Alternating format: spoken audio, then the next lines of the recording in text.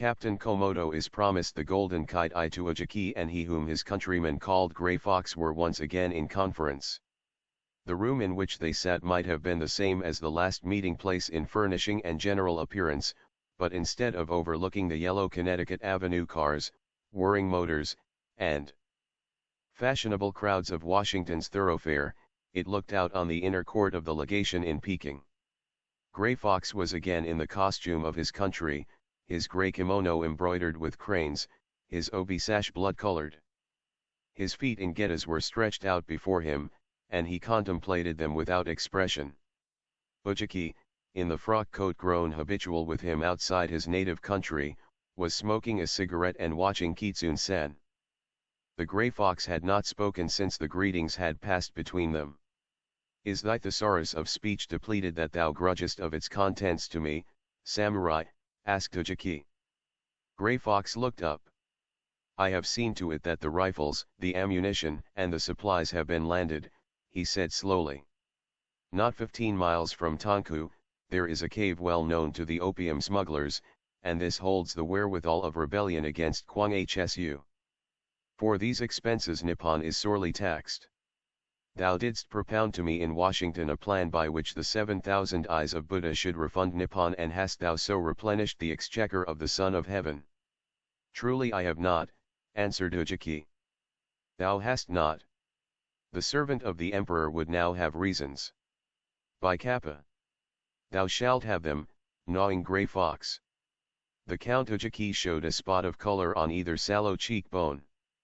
His voice was that of a man wronged. Think you, now, what I have done? Was it not I who months ago, in Washington, detected the falsity of the portrait painter's speech when she spoke concerning the picture of the exiled son of the White Banner? Knew I not then that she lied, and did I not discover where lay the Manchu, Li Vungi, who called himself Gordon Lee? He became imbued with thy cunning, that of the fox, and fled to the Bermuda Islands, but forth on his trail went Yedo, the agent, with my orders to take from him the keys. Yedo returned. He had killed this Gordon Lee with a subtle poison, had examined his clothing when dead, had searched among his properties for the keys of the door of the Double Dragon. Found he them? No. Kappa asterisk is in my luck and try F asterisk, and then you discovered that the keys were in the possession of the portrait painter herself. That I remember. Recount not thy own craftiness, Ito-san. Thou art very cunning. Proceed. It is as Grey Fox says. She had the keys, wearing them always about her neck upon a chain that was very strong. In San Francisco did not our cleverest agents brush against her in crowds, provoke small riots, do all that might give a chance for the keys to be snatched? But how fortunate they! One is in their jail, another in their hospital. She hath in Hamilton Wren a protector, the black-visaged man of the great secretness. Knew I well we should be enemies, samurai. It is so. What further attempts? As much as any man, even as much as the wise and most machinating Furudanoki /on asterisk the demon of hell. The steamship I had agents among the ship boys, all of whom attempted and failed. She wears the keys next her skin and over them a close, very tight-fitting jersey high in the neck. Once I had nearly won. By great secrecy and caution that same agent, Yedo, serving as a shipboy, had entered her cabin late in the night, had with his knife slit open the night dress that she wore, only to find naught save bare skin, for she wore the jersey not at night, nor the keys about her neck. He searched most secretly among her bags and boxes, finding nothing, and was interrupted in the task by her awakening. Ever afterward a soldier of Prince Chuan slept outside her door. What chance, then? Bribery. 'Twas tried, and failed. To his master Prince Chuan the soldier told the tale, and my Yedo was landed at Honolulu ironed and manacled as a criminal. He is also of the samurai, this Yedo-san. The Grey Fox nodded. And further? Her room was entered while she slept, in the Astor Hotel, in Shanghai. Again naught was found, naught worn. The keys are no longer in her possession, Grey Fox. She hath given them to this Hamilton Wren to keep for her. They have been enclosed in a sealed silver box and this swung upon a chain again, for this was done while she waited in a silversmith's in Shanghai, and while a guard of soldiers, ordered by the Tao Tai as her escort, waited without the shop. The sealed silver box she gave to Black Wren. Samurai, we must rid us of this incubus of a wren. His presence is parlous to the cause of the Son of Heaven. Besides the keys, much power hath he with Chuan, much too much, Grey Fox. But thou saidst, said I, my power was the greater? Yes, I remember. Kwanan grant I was not in error. Ijansan asterisk hath me in doubt. Very useful he hath been in my plotting, knowing, as he doth, the strength of all the armies of China, and those liable to defection. But his work is done now. He can help me no more. He were well out of the way. Grey Fox meditated. And with him out of the way, Ujiki, it might be that the keys Count Ito grinned in his meaningless fashion.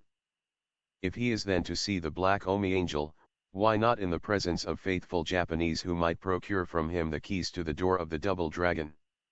Speak I wisely, Grey Fox. They eyed one another. Asterisk the foreigner. Wisely, indeed, said Grey Fox, and fell to meditating again.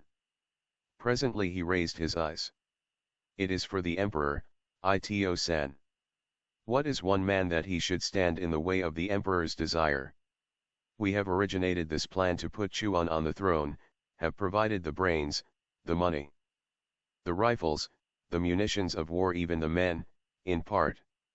Knowest thou that between Peking and Tientsin there are scattered some 5,000 of our race, members of the army of the Emperor? Ito nodded. Long since I knew that, Grey Fox. Also do I remember that at Shanhai Quan among the allied garrisons there is a full regiment ready to write their names in the Bushi Kanjo, and as thou hast said, are the time, the money, the men, and the Emperor's desire to go for naught because one Black Wren opposeth the path? Nay, samurai. Scruples are well enough for a robber Ada who pilfers on his own account, for him there is the law. For those who act at the Emperor's wish there is no question of law. Light of the Son of Heaven, murmured Grey Fox. He reached for a bell rope, pulling it. A servant, answering, was told to fetch Captain Komodo, who would be found below. A surmise as to Grey Fox's purpose lightened the eyes of Ito Ojiki, but he said nothing of it, waiting in silence until a Japanese in the blue uniform and patent leather top boots of the army entered and saluted. You sent for me, honorable ones, he murmured. Komodo, thou knowest a certain Ijansan holding rank in the army of China, one Ren, whom they call the Black. Komodo assented. He imperils the welfare of the Mikado, Komodo-san. Komodo's hand went to his sword hilt. To the enemies of the Son of Heaven, what, Komodo-san? Let those of the Akuki be speedily delivered to the maw of the Red Dragon, answered Komodo symbolically. Takest thou service under the Red Dragon, Komodo-san? Wilt be his purveyor? For the glory of the Emperor, what not? Let the golden kite be writ large upon thy breast, son of the samurai. Amati Butsu guide thy steps to paradise. Grey Fox discarded the sonorous symbolic syllables, becoming suddenly practical. Thou hast many men that thou mayest trust, Komodo. All serve the Emperor, answered the captain oracularly. It is well. Now it were not difficult to take 5 of these men and attire them as Chinese coolies, to put false queues upon their heads, and wadded garments upon their persons. It were not difficult, son of the daimyo. Grey Fox raised his hand, regarding him sternly. The days of daimyos are past. There is but one ruler, the Emperor. Forgottest thou, Komodo? The officer seemed humbled. I crave pardon, Kitsune-san. It were difficult to me to forget, I who was born in a humble shoji very near the palace of thy illustrious father. Again I crave pardon. Offend not again, Captain Komodo. Touching on the matter of the 5 mock Chinese. You said it were not difficult. Komodo bowed. Nor would it be difficult if these 5 mock Chinese met with this black wren in the purlieus of the Chinese city, whither he goes each night to inspect his soldiers keeping guard upon the walls. Komodo bowed again.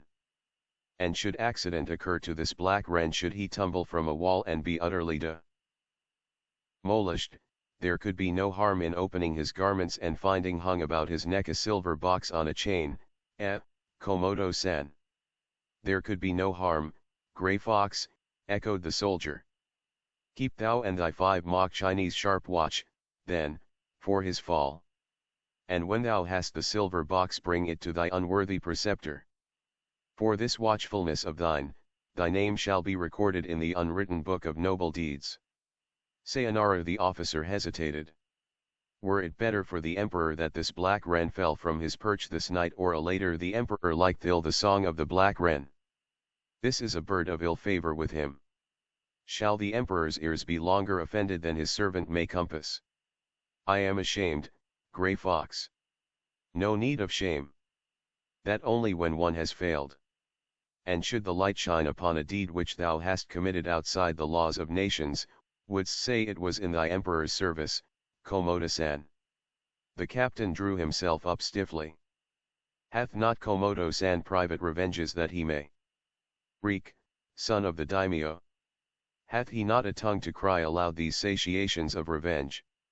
Grey Fox gave him his hand. Thou shalt yet be read in the Bushi Kinjo, Komodo-san. Thy very excellent good health. Sayonara. Sayonara, honorable ones. He saluted and went out. Grey Fox rubbed his hands. The Count Ito Ojiki grinned in his meaningless way. In the garden of the invisible deity, the arbor of Buddha's hand was so called because within the precincts of its garden grew numbers of trees bearing the fruit which has for name the religious synonym fruit, much of the same variety as a lemon but more fragrant and shaped in such a way as to vaguely resemble a hand. In the center of the garden was a lotus-covered lake, on the edges of which grew quantities of asters and peonies, also several variations of the orchid family. Cedar trees flourished there, having dwarfed cypresses for companions.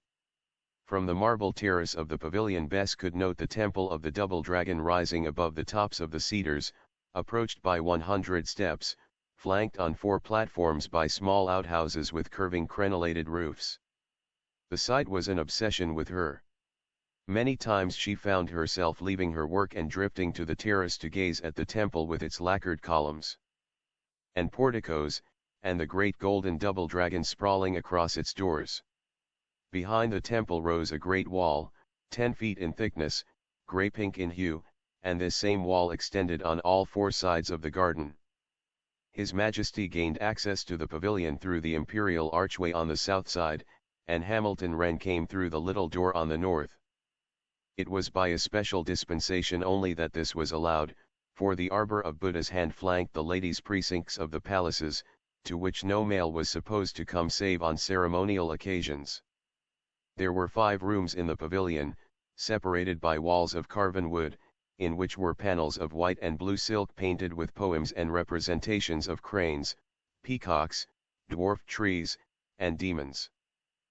The entire front facing the Double Dragon Temple was a concatenation of plate glass windows which might be released and swung outward by pressing ingenious catches. The lower windows were provided with blue silken curtains that rolled into graceful folds. In the front room Bess had set up her easel and canvas and arranged her painting paraphernalia. Here, also, had been brought one of the great red lacquer thrones on which the emperor sat while posing. Several European chairs had been brought in for Bess' comfort, but she preferred the couch built into the wall, when tired.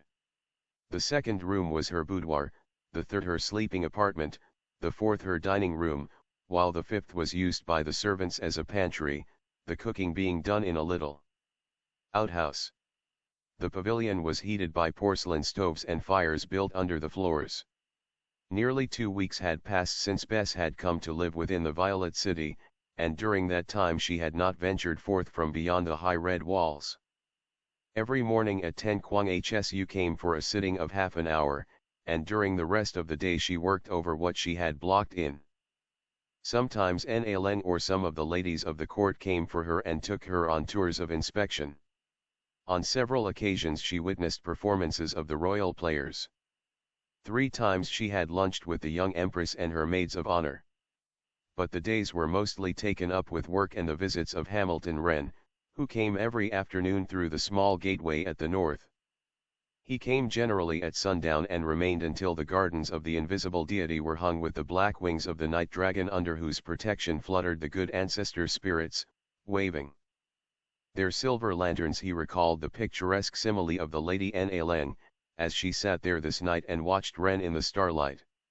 She had begun to know that his presence was necessary to her, and without his visits she would be like the little nightingale in the silver cage that hung by the windows.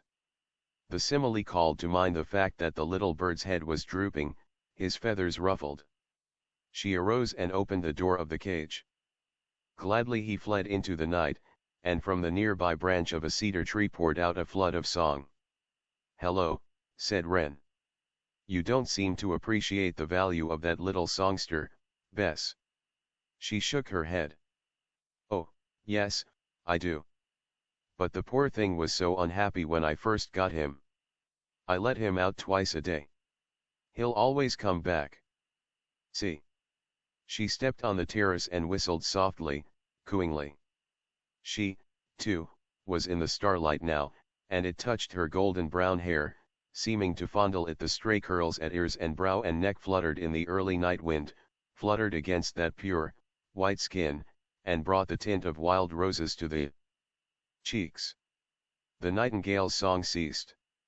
He fluttered uncertainly on his perch, then came flying back and perched on the dainty finger outstretched toward him. The girl stroked its feathers and bent her head over, whispering to it. Instinctively it rubbed its feathers against her soft cheek. "Coo-oh-oh," she breathed to it again. It turned its wise little head, surveying her with attentive eyes, then, released by the motion of her hand, flew away again. She turned to Wren. "You see."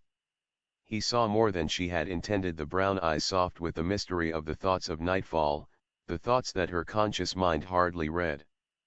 There was perfume wafted into his face, perfume he knew to be of the garden, but sweet in the thought that it was no sweeter than she.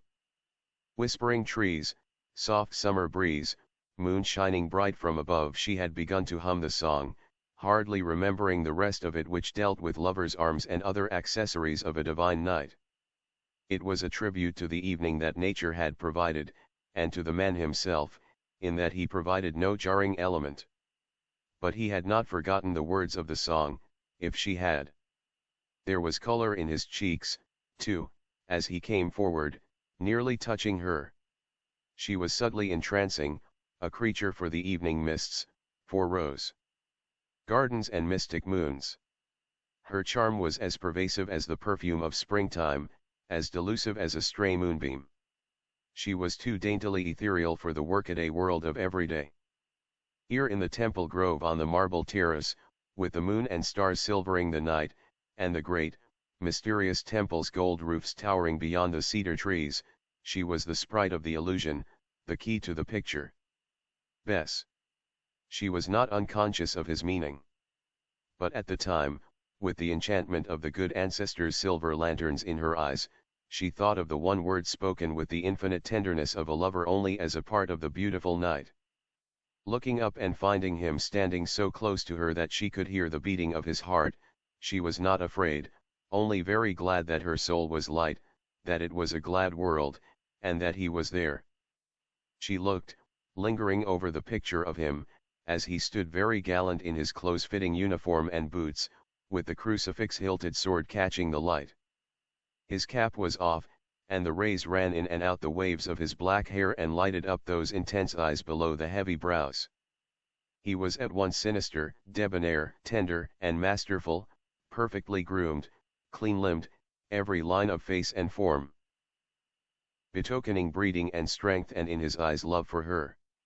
To her mind came vaguely thoughts of Bayards, Rolands, and Olivers, compelling composites these, commanders, courtiers, cavaliers. Here was such another. It had taken generations to produce the like of that strong, graceful body and handsome head. Hamilton, she breathed. Bess, you do love me, don't you, Bess?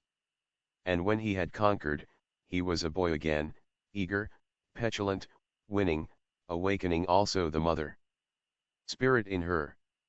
As she lay in his arms she looked up into the shining eyes. How can I help it, Black Wren, she said, with a little, helpless laugh, and stroked his hair with gentle fingers. He was hers to love, to mother, to obey.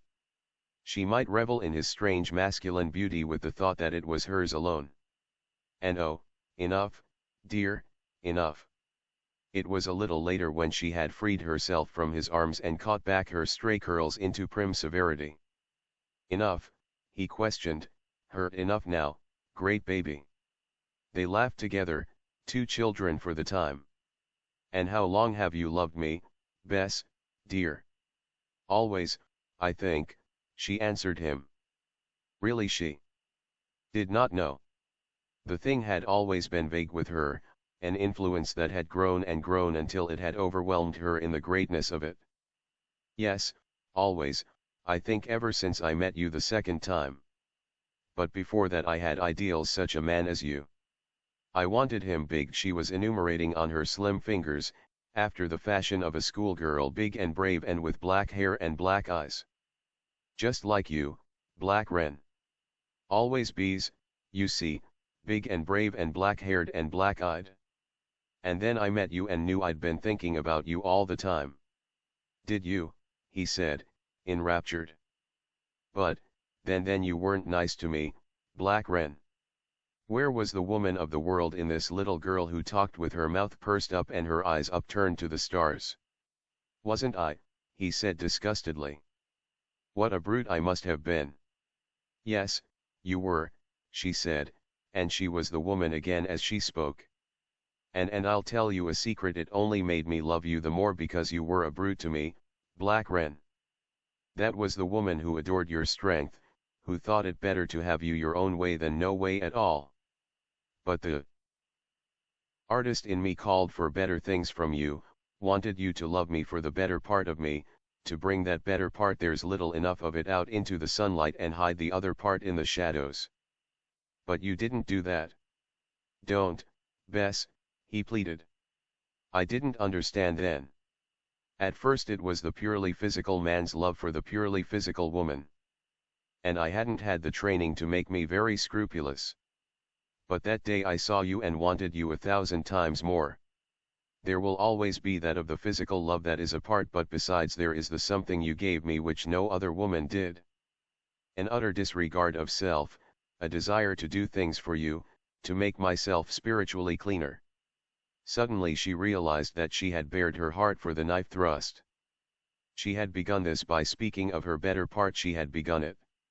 Why hadn't she been content with the fact that he loved her, without dragging in ethics, introspection?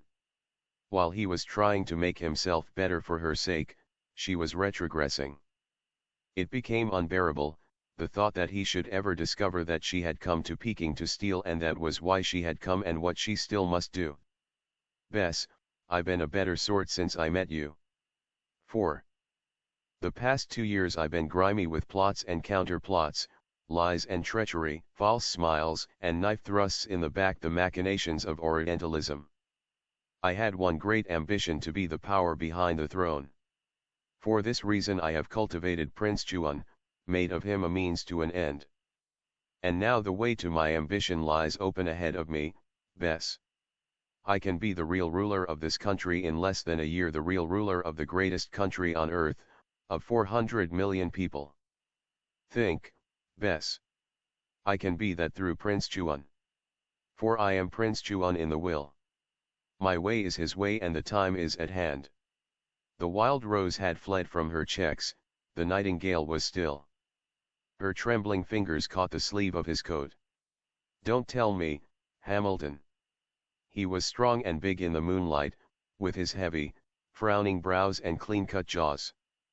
The fingers trembling on his arm felt the thrill of his hard, vibrant muscles. She was suddenly very much afraid. What would he do when he discovered that he had set up a false idol in her? Would he tear her apart with those strong, brown hands? No, maybe I'd better not tell you. Because the path to my ambition is a highway of arson and bloodshed, a shambles of the innocents. He caught both her white, trembling hands and kissed their palms. Bess. His voice was suddenly exultant. I'm going to chuck it all for you, dear, going to chuck it all, do you understand? Because I want you to feel that you can respect yourself when you love me. You've taught me the way to honesty and straight dealing, dear, the other is hateful to me now. When you finish your picture, we'll leave peeking together. And then, my little wifette. He was laughing boyishly. All mine, all of you. Those glorious eyes, and those beautiful curls, and your rose of a mouth, and the sweet, pure soul of you, Bess, dear. She lay in his arms, her face hot, her body trembling, but there was a pall on her brain, and her heart was like lead within her. She had set up for this man an ideal of herself, and he had believed that ideal to be what she represented it, had loved the fictitious Bess and diverted his career for her. The road to honesty, to straight dealing. It seemed that the feng shui demon on the wall panel was grinning at her as he repeated the words. She who had come to Peking to rob, she had taught him that road, she who was not yet a thief only because she had not the courage. No, Hamilton, she moaned, no. Don't talk to me that way. I'm unworthy of it, Hamilton. It was only because I loved you so much that I wanted to have you believe that. But don't believe that, Hamilton, because someday you'll find out it's not so. But he only laughed and stroked the stray curls. Don't, dear Black Wren. Don't laugh at me. Indeed, it is so. Please keep on loving me no matter what I am, just love me because I'm Bess, just because I'm this girl that you see, for nothing more except that, and that I love you very dearly, Black Wren. I shall always love you, dear, he said, and bent his head over her. But not the ideal, Hamilton, not that. Just Bess. I'm not the stuff to stand the furnace of idealism. Just clay, dear, and that's all. False images won't stand the test. Don't set one up in me, Black Wren. The nightingale was singing again. His notes brought the girl to crying very softly. If Black Wren should discover what she had come to do, if he should find that she had stolen like a common thief, would he love her then? Could she dare to hope that he would? Was that fair? When she had dragged him up to a great love with the picture of a woman who did not exist, could she blame him if the love that she had awakened for this mythical ideal turned away repulsed from the woman who was? No, he could not be blamed. Therefore he must never discover. She must do what she had come for. The picture of her two dear aunts was before her eyes.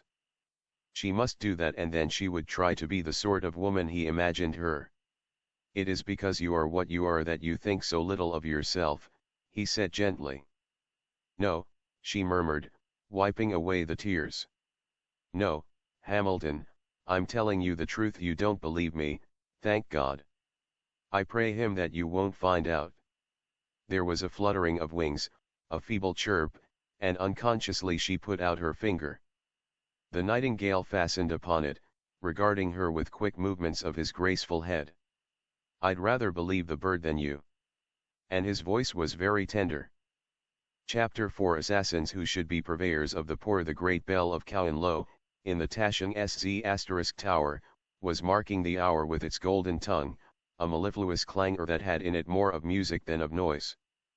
The air was heavy with the odor of lotus and chu shakya. From the barred palace windows of the Violet City came the tinkle of the Sanhine asterisk and the lute, while nearer the gate of the Feng Huang a female voice trilled out a song of Kao Ai to the gilded dragons of the green roof trees. It was a very glad world, thought Hamilton Wren. He had come down the causeway unattended, alone, and on foot, reveling in the beauty of the night, intoxicated with the lingering perfume of the girl's presence, and like one in a very beautiful dream who was loath to wake again. Asterisk guitar. 125. He answered the salutations of the gate guards mechanically, and best rode the white horse which his orderly held for him. Touching his mount lightly with his riding crop, he was off through the Tartar city on his night inspection of the wall guards. There was very little thought for his duty tonight. Bess loved him. He said that over many times, unconsciously humming music to fit the words, turning the beauty of the happening and of the night into the blank verse of the lover's litany. She loved him. He was surprised how little other things mattered, amazed that the hazy future held no fears for him and that he could so readily abandon his cherished projects because they were incompatible with his thoughts of her. Indeed, he was letting them go without regret, finding that he no longer cared for what might detract from her regard for him. As he told her, he had not been very scrupulous. Since he quitted West Point, an embittered youngster deprived of the fulfillment of a dream that had been his since childhood, he had imagined the world a very cold place, where one kept warm only by the fierceness of antagonism to others. His rise in the Chinese service had been one of those curious sequences of circumstance that sometimes occur to Europeans in foreign countries. Assigned to a post far up country, he had found himself in the center of a rebellion with but a handful of troops to cope with it. Alone, he was powerless. By enlisting in his cause the scattered bands of brigands and outlaws, he had relieved the province from rebellion, and as reward turned over the rebels' property to the rapacious crew who had assisted him. Bravery, lack of scruples, and calculating cunning had brought him to high places. Now, for the love of a girl, he was to climb down again when his hands were closing about the reins of government. He would be an ordinary soldier of fortune again, a penniless married adventurer. But married to Bess. That was the recompense. The Manchu orderly Chang had never before noted his officer in so uncritical a mood. There were several grave defections of duty on the part of the soldiers of the wall that went quite without rebuke. One soldier had forgotten the password, another had taken too much samshni and was close to being drunken, another in saluting brought the barrel instead of the stock of his rifle to ground. Chang did not understand his lack of interest in these things, so apart were they from his drawing of the character of the envoy of the black fur, the name given Ren by his soldiery to indicate the bird of black plumage which haunts the fir tree and is all-seeing, writing down in the Book of Fate the misdeeds of the Tsing Jin * and preparing for them adequate punishment. Ren had not risen to his height without having earned the reputation of a disciplinarian utterly devoid of mercy. Now, inspection over, he stood upon the great walls peering away at the ghostly temples and palaces where the dogs of Fo kept their watch, at the swinging lanterns, the illumined kites, the pagodas, the riot of color, of crenellated roofings, porcelain gargoyles, and lacquered goblins. Below, the tracks of the railroad stretching outside the curve of the wall seemed like the trail of the fire monster, and the engine itself an unreal dragon puffing fire into the silver night, the bobbing light of rickshaws, carts, and pedestrians, only the elves and sprites of the marshes making merry. In a fairy city of the night, the figures of the soldiers, those of giants keeping watch on the enchanted city, so distorted their size in the shadows. "Hey Song Chaitsu," said Shang, and gently touched his colonel's sleeve, heavy with gold braid. He was addressing him by the name of he of the black fur, a nom de guerre which had grown into custom. Ren turned, nodding to him impatiently, his eyes wandering back again to the scene spread below him. Xing Jin, Chinese name for themselves sons of the great purity rain. Borne faintly upward from the mandarin's garden below the way was the sound of the lute played by a master hand, and the voice of a man singing. Ren recognized the words of the sage Lao Tzu. By beauty of face and ravishing form come thoughts of a beautiful soul.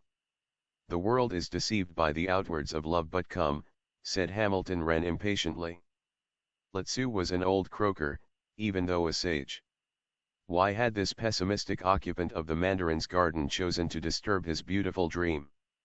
Below, he mounted his horse, which shied violently. From the dust of the road arose a black something, that flapped its wings and cawed dismally. Shang's teeth showed in the half-light. An ill omen, illustrious one, he said. An ill omen. Not for me, responded Ren, with a laugh that was gay enough to show the counsel of Lao Tzu to be of no effect. For, look you, Shang, am I not the envoy of the black fur and a bird of raven plumage myself? How know you that the bird is not the soul of my ancestor? Shang made a wry face. Not so, Black One. For it was an evil bird, accursed by Gautama to feed upon offal and the carcasses of the dead. It is a sign of ill omen. See, it flies straight along our path. Its way means destruction. Hei Song Che Tzu. Take the road of Kongingpian tonight. The black clerks are my friends, Shang, laughed Ren again, and touched his horse lightly with his spur.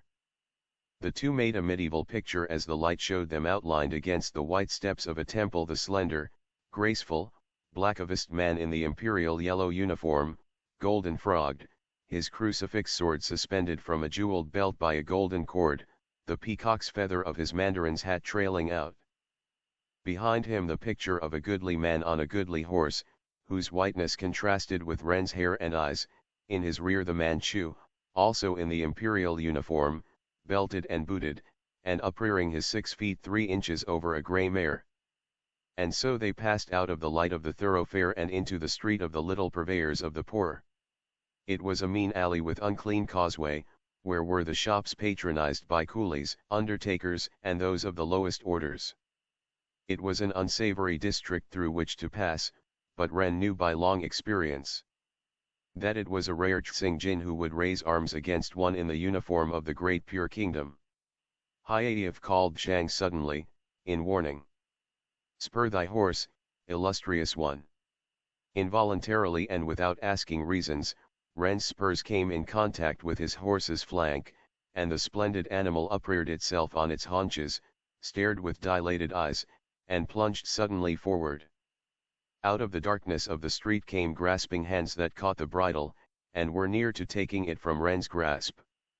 Again the spurs bit into the white horse, and with frightened neighs and whinnies, for never was there a kinder man to his beast than Hamilton Wren, it galloped madly along the rough street, dragging 2 men who held tightly to the bridle, tearing its gums until it champed red foam.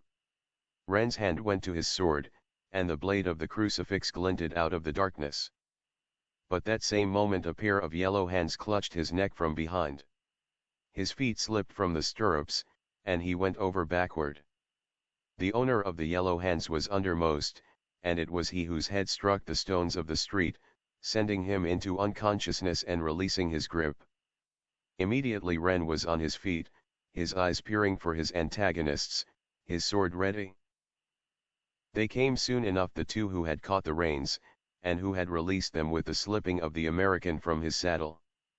There was a pink puff, a little grey smoke, a sharp staccato of sound, and a bullet perilously close to Ren's shoulder, burning it. But by its light he had seen his antagonist, and his sword slashed into human flesh, which quivered at the impact. A man with half-severed neck stumbled on his face into the roadway, another leaped into Ren's arms, sending the crucifix sword high into air. Ren felt a sudden strangling, and a hotness overspread his skin. His antagonist's arm was crooked about his neck, and his left fist was pounding the pit of his stomach. He grew curiously sick and ill, almost vomiting. Remembrance of his plight came in his violent twist, which freed him and sent the sword point in the direction of this foul fighter. Only a laugh of derision and an attack from the back, a knee in the small, both hands about the gullet. Ren lashed out viciously with his spurred heels, and the grip grew weaker. The laugh changed to a cry of pain. He whirled upon his antagonist, his sword descending upon his unprotected head, splitting it cleanly through. But even as the blood spurted about the blue steel,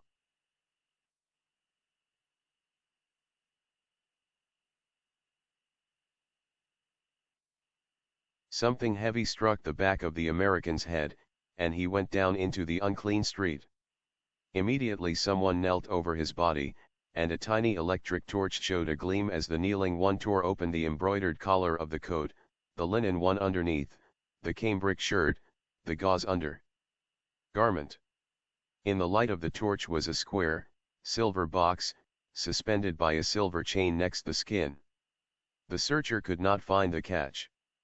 He pulled at it with eager fingers until the blood came leaping up from the white skin, where the links of the chain cut it, then at a weak place they snapped. The silver box was stowed away and the electric torch went out. Koway koway. The ravisher of the chain whistled shrilly. The man with whom Shang was at grips suddenly released himself, and fled up the street fleetly, following the one who had dragged Ren from his horse, who had been stunned, and who had come to life again in time to rifle the American of his dearest possession. Shang, weak from several wounds, kicked the body of the first assailant whom he had killed, and followed swiftly after the one who had escaped. But remembering, he halted, struck a match, and lighted a torch which he carried at his belt. It was more important he should find the black one, his colonel. And he found him with crushed head and matted hair, his neck bleeding where he had been despoiled. Raging, the Manchu sheathed his colonel's sword, when he had made sure that the other two assailants were dead.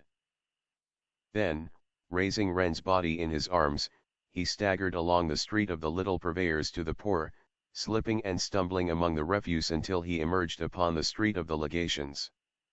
The American legation was close by.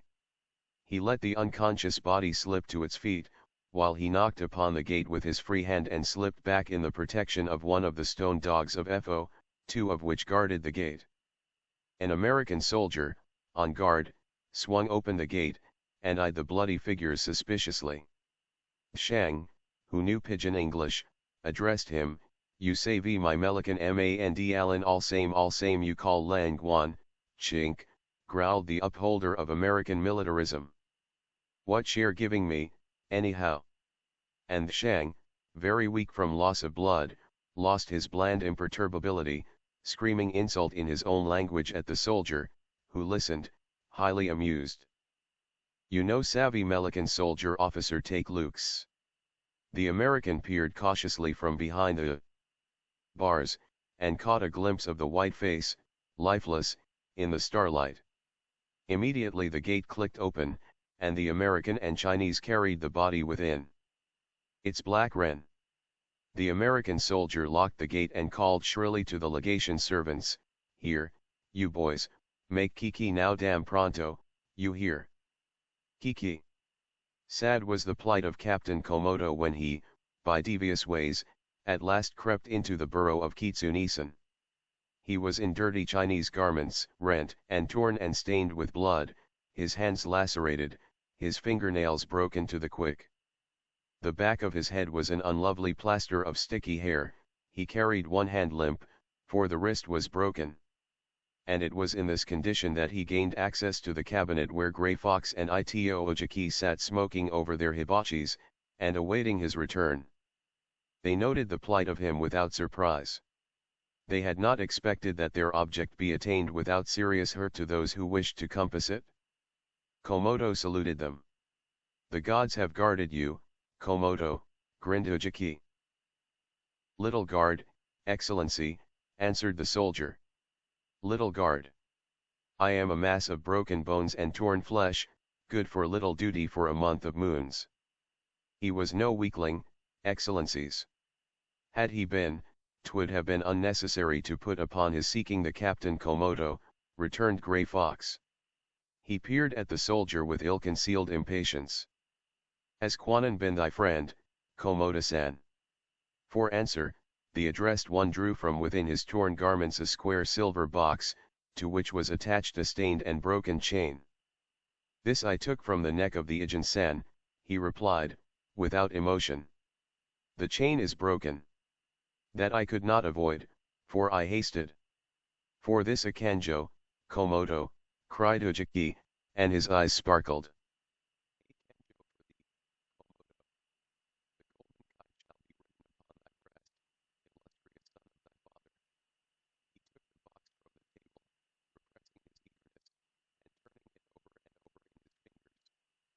He saw no opening, fastening, or catch, and handed it to Grey Fox. "Thou arf familiar with the cunning devices of the silversmiths," he said. Do thou find the concealed spring. Kitsune fondled the box lovingly. In the silence that followed he sought with pressing thumb for the spring, finding it finally as the center of the flower's petals. It flew immediately open. Ujiki and Komodo stood tense, watching him as he gazed at the open box. They saw first surprise, then incredulity, then anger as he hastily felt with thumb pressed against the interior. Abruptly he threw the box upon a low table, and arose to confront the two. That was what he wore about his neck, this black wren. Komodo bowed low. Yes, Excellency. You have done well, go. Komodo went out. Ujiki and Kitsune faced each the other. Thou the cunning and the subtle one, thou on whose information 2 soldiers of Japan have lost their lives, upon which I have builded false hopes. Look what was within the silver box that hung about the neck of the Sijin-san, the black wren. Count Ito Ujiki picked up the box, and saw it to be but a frame for a small miniature of the face of Miss Elizabeth Courtney, whose eyes met his as he gazed at the painted reflection. A question of ethical right and wrong. Bess was never to know that her gift to Hamilton Wren had been the cause of the attack made upon him. It was true, as Ito Ujiki had said, that while in Shanghai she had the keys to the dragon door enclosed in a silver box, and swung by a chain. True, also, that she had given such another silver box to Wren, but without thought of exposing him to danger. She had admired the workmanship of the key box, and had sent a messenger to the silversmiths to have it duplicated. Wren had for a long time begged for a portrait of herself, and in odd moments aboard ship she had painted a miniature. This she fastened within the silver box, and in the dining room of the Hotel Astor, in Shanghai, had publicly given it to Wren. And so, all unwittingly, she had put Ujiki on a false scent. She was further unaware of the fact that any knew of her possession of the double dragon keys, save only her brother Austin. There had been no hint of foul play in the death of Gordon Lee. She had not given the matter thought. Lee had complained, at their last meeting, of a weakness of the heart. This she naturally imagined had brought about his death. The various attempts of agents to secure the keys she put down only to petty thieves, and after leaving Shanghai she had carried the silver box in a chatelaine bag fastened to her waist, because she found the weight of the chain was leaving a mark upon her neck. But, although she did not know herself to be the innocent cause, she was aware of the fact that the attack upon Wren had materially changed their plans. In the solitude of the night after Wren left her, she had finally determined not to use the dragon keys, not to attempt to pilfer the diamonds in the temple. She knew that in that act she was forgetting her duty to her aunts, going back on her word, but she loved Wren too much to take any chances of losing that love. The picture was to be finished the following week. She and Wren would quit peeking together and go back with him to help her. She would always be in possession of enough money to keep her aunts from want, and she would not need to steal for them. It was after his leaving her that night, and too happy to sleep, that while wandering in the gardens of the invisible deity she discovered a knot-hole level with her eyes in the trunk of an old Chusaki tree. It seemed an ideal hiding place for the keys. Probing within, finding it less than a foot deep, she unfastened the keys from the chain about her waist and dropped them within. Her plan of leaving them there forever might very well have been carried out, fresh with the impulse of the moment. Her decision might even have lasted a week while the first ecstasy of love endured. However, it happened that Hamilton Wren lay on a sickbed for more than a month battling for his life, concussion of the brain having developed from the crashing blow he had received. During this time work on the portrait was suspended, and Bess hovered about the sick room in the character of nurse, wasting herself thin in her anxiety for the man she loved, and during this time she reflected over the situation, and decided that, after all, it would be wisest to take the diamonds. When Hamilton Wren quitted the Chinese Sen Ice, what then? It might be that for the time it would be necessary for both of them to live on the proceeds of Bess' work, and she would not then be able to help Aunt Malvania and Aunt Kitty at all. And Bess did not want to be poor again. She knew, entirely too well, that condition of hardly knowing how the expenses of the week were to be managed. Neither would it do to have her mother and her little sisters, all of whom were almost dependent upon her, brought to the same straits. Money was most necessary, and it was dose to hand. She recalled Austin's sophistry that she was robbing no one. The jewels were wasted there in the darkness. Only tradition kept the door closed. She was trying nothing from anyone who needed it who would miss it. She was not robbing anyone in particular. The gems were not intended to be used even for display. So the fine frenzy of her moral moment wore off in consideration of the practical things of life. There was only one thing to be considered. Hamilton most, not know. During his illness she had remained at the Hotel de One Univers in the Tartar city where he had really acquired rooms, although he had a splendid suite in Prince Chuan's yamen. Now that he was well again, she must return to the Winter Palace and finish the portrait the first morning he was able to be about. A thin, wan shadow of himself, she said goodbye for the time, and returned to her pavilion in the gardens of Dai Invisible Deity.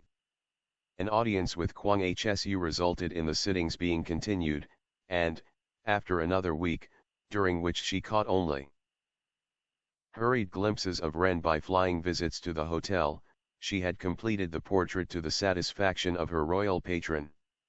Levee was held, at which Chinese lords and ladies said many polite things about her work, and the picture was taken away to be framed. It was on that night that she finally made her resolve to enter the Temple of the Double Dragon and secure the jewels.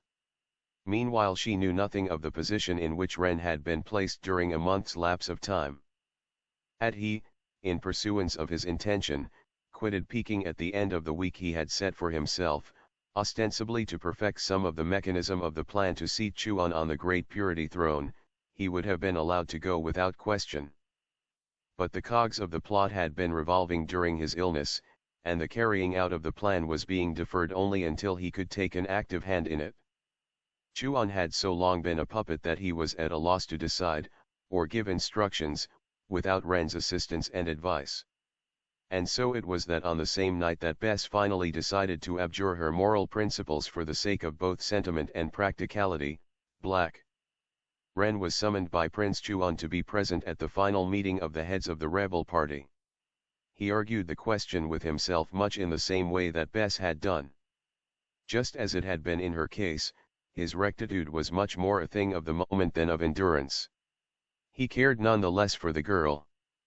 His love, had it been put to the test of choosing between her and his ambition, would, without doubt, have made little deliberation over the matter, and allowed the ambitious projects of the past to take the wind's way, while he clung to the girl.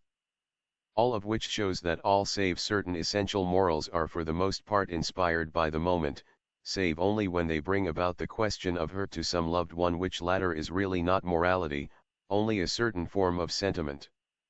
It is difficult to condone the moral obliquity of Bess and of Black Ren, but excuse is found in the fact that, while the drama of their lives had cast them to play the parts of hero and heroine, they still remained most indubitably human. And in the workaday world of today, where ambitious souls strive for recognition, power, and the luxuries, it is not easy to relinquish opportunities for all these things, where only a matter of ethics is concerned, and go out facing POV. And obscurity without regrets for what might have been. Ren was not altogether selfish in his deliberations on the matter any more than Bess had been. Her transgression of the moral code had only been made justifiable in her eyes when she considered the unhappiness that would be brought to a number of people by puritanic scruples. Black Ren was thinking as much of his sweetheart as of himself. He had no money and no prospects outside China. All his real life had been spent in the land of Tianha, and with cumulative effect. Remaining behind, he became a man in power if all went well. Venturing forth, he was again only an obscure adventurer. And as an adventurer with only his sword to sell, would it be possible for him to engage in any foreign service where he would keep that sword clean? Morality was not expected of mercenaries. They were the tools of revolutionists, princes of the succession, intriguers, diplomatic agents. He went away to China to face uncertainty of income without the certainty of straight dealing. Thus reasoning, when he had reduced Prince Chuan's parchment to the flimsiest bits of rice paper, which he flung to the wind of mid-afternoon, he decided that he would not withdraw from the plot to seat Chuan on the throne of his fathers, but would take the reward of his years of waiting. And so, on just such another beautiful night as the one when they had forsworn temptation each for the other's dear sake, when in the light of the good ancestors' lanterns they had spoken from their hearts, and with all the good that was in them, on just such another night as that both had come to the conclusion that beautiful sentiment and spotless love were for the starlight alone. The pagoda on the lake eaving the waterfront of Nagasaki and passing upwards to the hills beyond, one comes by circuitous and tortuous ways to a garden surrounded by dwarfed yews. Should the passing tourist wish to penetrate the mystery of this garden, he will receive no assistance from the rickshaw coolies, for, in their queer pidgin English, they will gesticulate and point wildly to a number of erected columns, slim and covered with tracery, the center of which is a grotesque fox's head. But in case of insistence on the part of the passing tourist, he may pass through the grove and find himself on the shore of a circular lake, in the center of which is an islet. A pagoda temple rises from the beach of the islet, deserted in appearance, even with a certain sad solemnity. One may descend to the level of the lake by means of stone steps. There is a single sampan to be found there with a boatman in a tight uniform of green and red with ideographs embroidered on his tunic. He will accept no dole of sen, nor does a great round yen, or many of them, attract them. He will push off his boat from the shore, making elaborate gestures of dissent, and the passing tourist returns to his rickshaw and to the lower town or goes on to Moji, grumbling. If, while dining at the hotel, he asks one of the boys who serve him concerning the mysterious pagoda temple on the lake, they will doubtless give him the information that it is very, very holy, not to be approached by inferior groundlings like themselves, and there is an intimation that seems to include the passing tourist in the same category. Should he meet the American consul and put the question, that gentleman will smile and give him practically the same information. Should the honorable gentleman forget to do this, he will doubtless have nothing but time to consider his indiscretion and some inferior port in one of the lesser banner republics to do his considering in. It was therefore with some surprise that several days after Kitsun-san's disappointment at his discovery of what Ren had carried in the box about his neck that certain rickshaw boys noted a person of no distinction disregarding their frantic pointing at the traced poles. Alighting, he bade them in flawless Nipponese, to wait until he should return and to keep their distance meanwhile. To all appearance, the person of no distinction was also a foreigner. Yet the Ijin-san passed to the shore, traced something in air for the benefit of the boatman, who gave him a mighty humble genuflection in return, and speedily transported him to the islet. He seemed to know his way, disappearing into the temple and ascending to the pagoda whose door flew open at his knock. The room he entered was wide and lofty, its furnishing both Oriental and European. Rich rugs, kakainonos, dragon lanterns, teakwood furniture, hand-painted screens in delicate Japanese tones, had for companions wall maps of French and English and German origin, a huge globe into which numberless pins with varicolored heads were thrust, a shelf of encyclopedias and other foreign reference works, telephone and telegraph instruments, and even one of the newly invented wireless outfits. At a huge rosewood desk, supplied with a number of push-buttons, sat a man in a blue-gray kimono and a red obi sash. He greeted the stranger with a mere lifting of the eyebrows. His hand was waved ceremoniously to a seat nearby. The stranger put down his Cockney clerk top hat and stick. After bowing respectfully, he was permitted to draw up his chair. "You sent for me, daimyos," he said. The man in the blue-gray kimono frowned and bent the paper cutter with which he had been toying until it snapped in his hand. Tossing the broken bits of ivory away, he turned his chilly eyes full upon the man in the tightly fitting suit of Austrian-made clothes. "There are no daimyos nowadays," he said harshly. "You will gain nothing by crude flattery, Sugiyama. You will observe that I do not address you as an equal." The other nodded. You will remember not to forget that you are a mongrel. And of Eta class. You are offended? Upon the visitor's face there was no change from his usual inconsequential stare. I do you no wrong, Sugiyama, continued the man in the blue-gray kimono, and for that reason I have made most minute inquiry into your history. You are the son of a geisha of the Golden Kite Tea House, who married a foreign sailor of low degree who was killed in Yokohama 3 weeks after his marriage in a foreign gambling house. Your mother returned to her singing and dancing and so continued to her death, 15 years later. She danced and sang many times before the emperor. Both bowed profoundly. A most estimable woman who educated her son in a manner befitting one of higher rank. It was thus possible for you, Sugiyama, to obtain a commission in the army, for rank is of no consideration when the emperor must be served. Your merit none will deny. Your courage in the Russian war proved a fortunate accident inducing Hayashi to transfer you to the lower order of the silent. I have long considered you as one well suited to do those dishonorable deeds a samurai may not stoop to do. For unless I much mistake you, Sugiyama, you have no desire to write your name in the Bushi Kanjo. Your service is that of a mercenary. Although your rearing is Nipponese, your face shows no trace of your mother, only of your father. And that he was a person of no nobility of character that face amply proves. I doubt that your heart is set on aught but gain, Sugiyama, but in things not too great ___. You Sugiyama had taken from his pocket his handkerchief and was slowly and carefully pleating it in the fashion of a garment. Ito Ojiki is, as you may know, in China. You will now be told how also the plan he has laid for gaining certain great hidden wealth has come to nothing through the foreigner, Ren. He told him briefly of the adventures of Captain Komodo in his attempt to gain the Golden Kite. He then laid stress upon Japan's pressing financial need, her customs mortgage to England, her debts to America, the fact that, adequately to consummate their Chinese plans, more money was needed than Japan was able to find. He then continued, we had originally planned that the emperor should be made away with during the revolt that was to be led in the name of Chuan. Once the revolution was an assured success in his name, Ito Ojiki was to secretly make away with Chuan, leaving the reformers without any leader. Ito Ojiki was then to suggest a Nipponese protectorate during the time that a leader was chosen.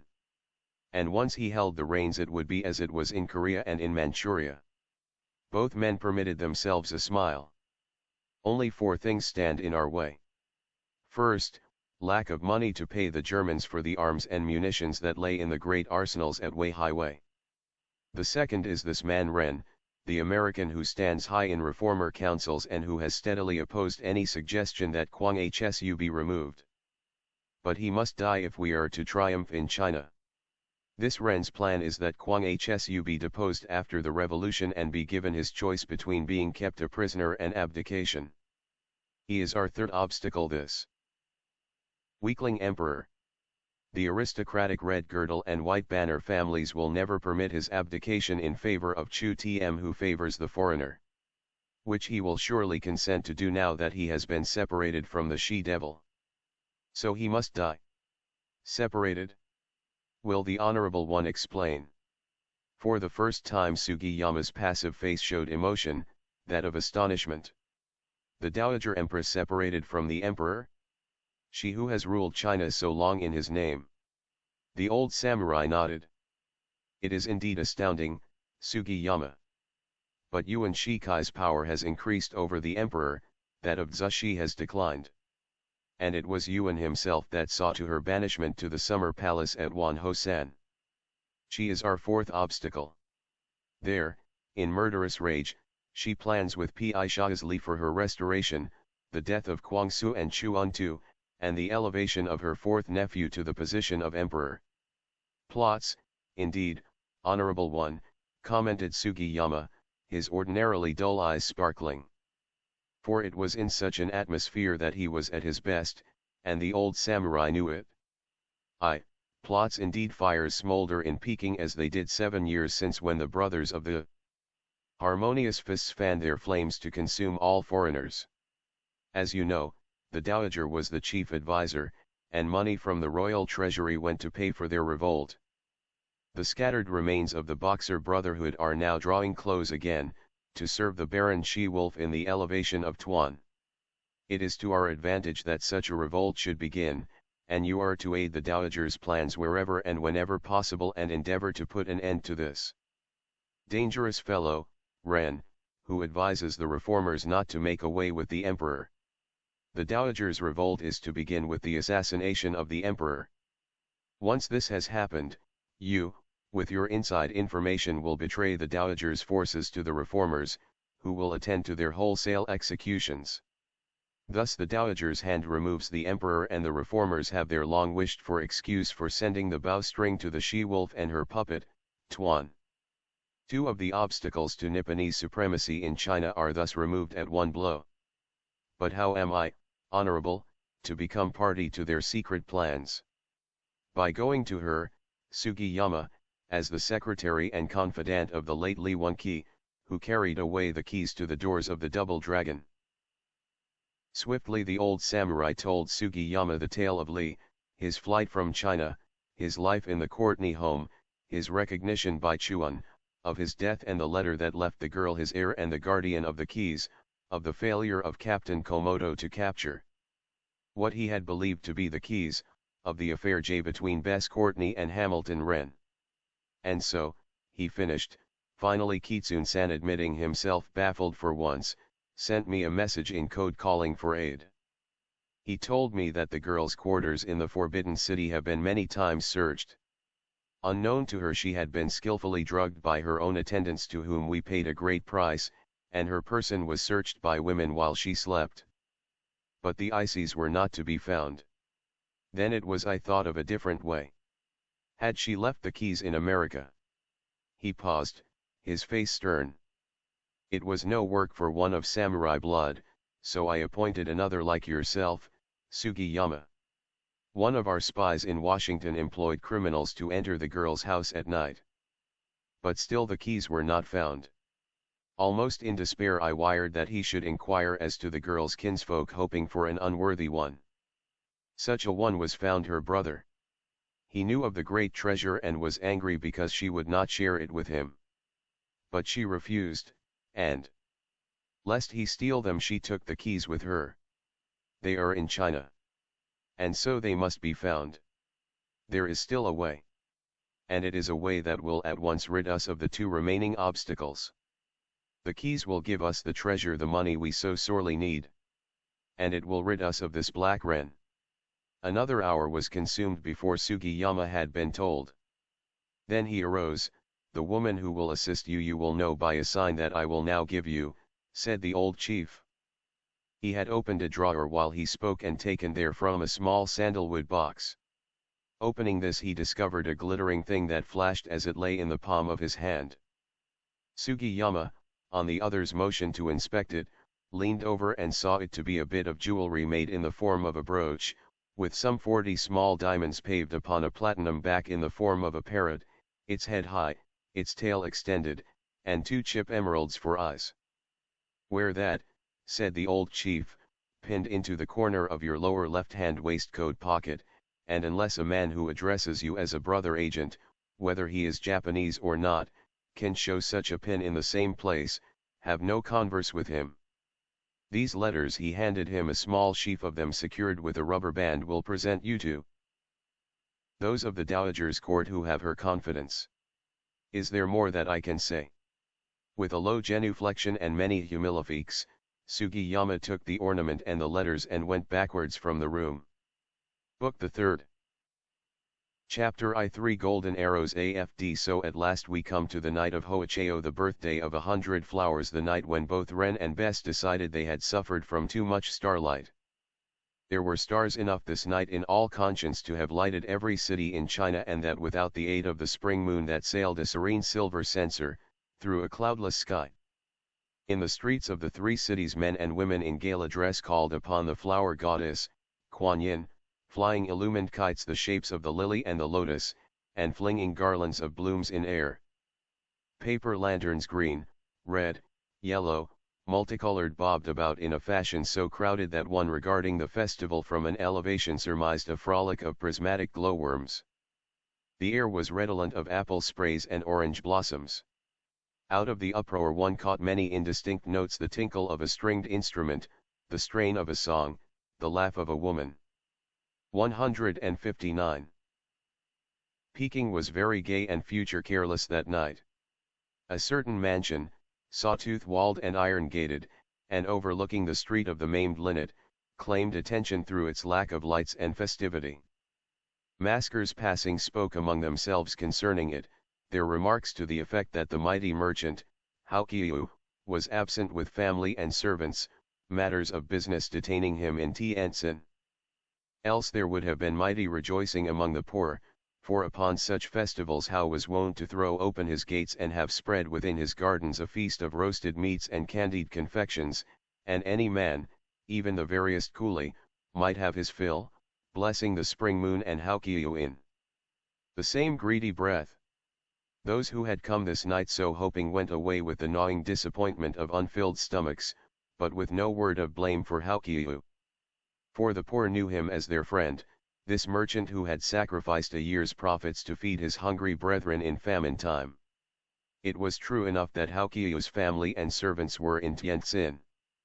But behind the closed shutters and the drawn blinds, lanterns and candles gleamed in the concourse hall of the dark house, and Hao Qiu sat, engaged in weighty convention with other men of import. The soft rugs on the polished floors were the seats of 50 people of excellent accomplishment, bearing names reverenced the length and breadth of the Yellow Kingdom scholars of the universities who had attained much merit, Manchu generalissimos, 2 Tartar princes, brothers of the blood, many Mongolian mandarins, the viceroys of 4 provinces, and the Daotais of a score of cities, mandarins of the Yellow Banner, henchmen of the royal house, mandarins of the White Banner, their equals in race, only little inferior in power, these the thinkers, schemers, controllers of cities, provinces, and principalities. Lacking, perhaps, somewhat of the brains and the power, but balancing the score by holding the strings of the money bags, were the grave merchant princes, and of these Hao Qiu was the chief. 2 foreigners completed the assembly. The first, Hamilton Wren, pale after his illness, but very magnificent in his imperial vestments, his cloak slashed with imperial yellow silk, thrown over one shoulder, his right hand resting on his golden-hilted sword. He sat on the right of Hao Qiu. The other foreigner, Ito Ojiki, on his left. There had been much speech-making, much adulative rhetoric in speaking of one another, much veiled simile in referring to their reasons for being present in the darkened house of Hao Qiu, but the metaphor was dropping away as the climax approached, and now they spoke almost baldly. It was the first time that the heads of the party had been gathered together en masse. The plan had been perfected by working it out in segments. This was the work of Hamilton Wren and the Manchu general, Qin for Wren the planning and segregation, Fortune the confidence gained to carry on the work. It had been to bring out a general uprising in northern China that these men had striven to make the upper provinces theirs, and most particularly that of Cheli. With the majority of the Manchus on their side, the subjugation of the lower provinces would not be difficult. They were ever slaves under the yoke, and it would be no great task to compel them to accept as emperor whoever sat upon the throne in Peking. According to the Manchus, there was no rebellion in what they intended to do. Chuan was Kwang Hsu's brother, and as much entitled to the throne as the puppet of Zhishi. Neither of the 2 royal brothers was the son of the late monarch, but merely a nephew. When Qianfeng died at Jahal, his son, Tung Qi, had been nominally emperor, with Zhishi, his mother, as regent. But Tung Qi had died after only 2 years' actual reign, and Qianfeng, having left no further issue, the successor was chosen from among his nephews.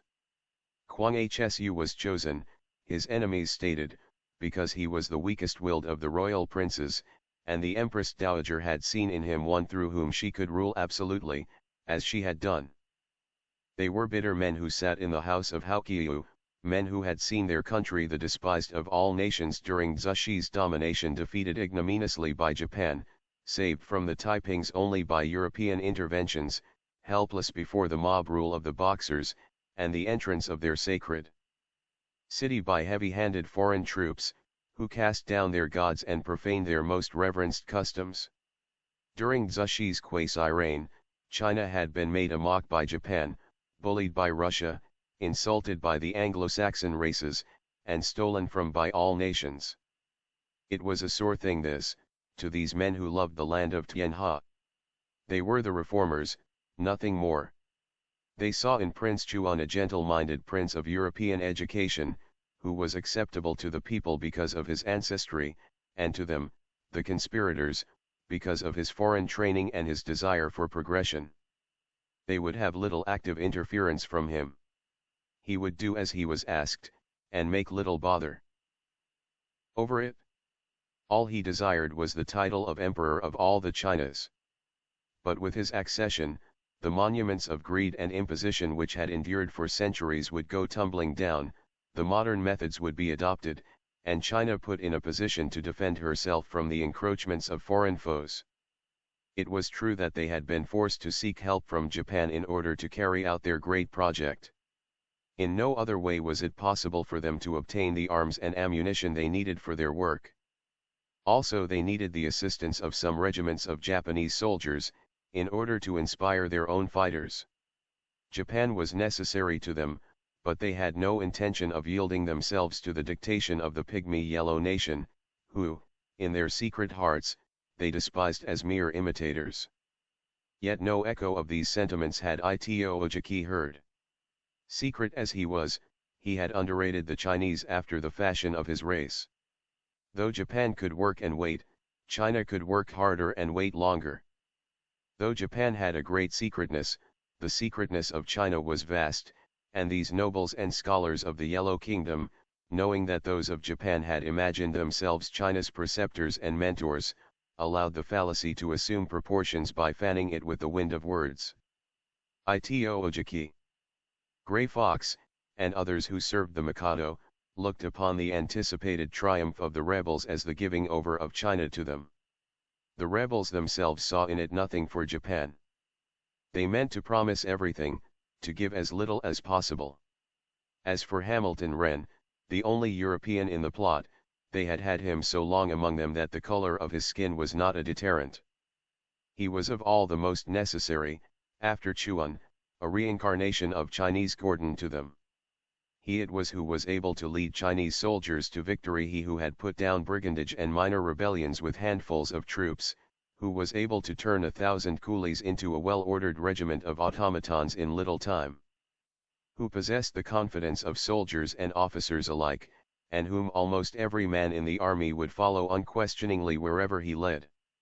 This was the climax of over 2 years of burrowing under the imperial edifice, this night when the birthday of 100 Flowers was being celebrated in streets and palaces alike, the night when the first blow was to be struck for Chuan and progress.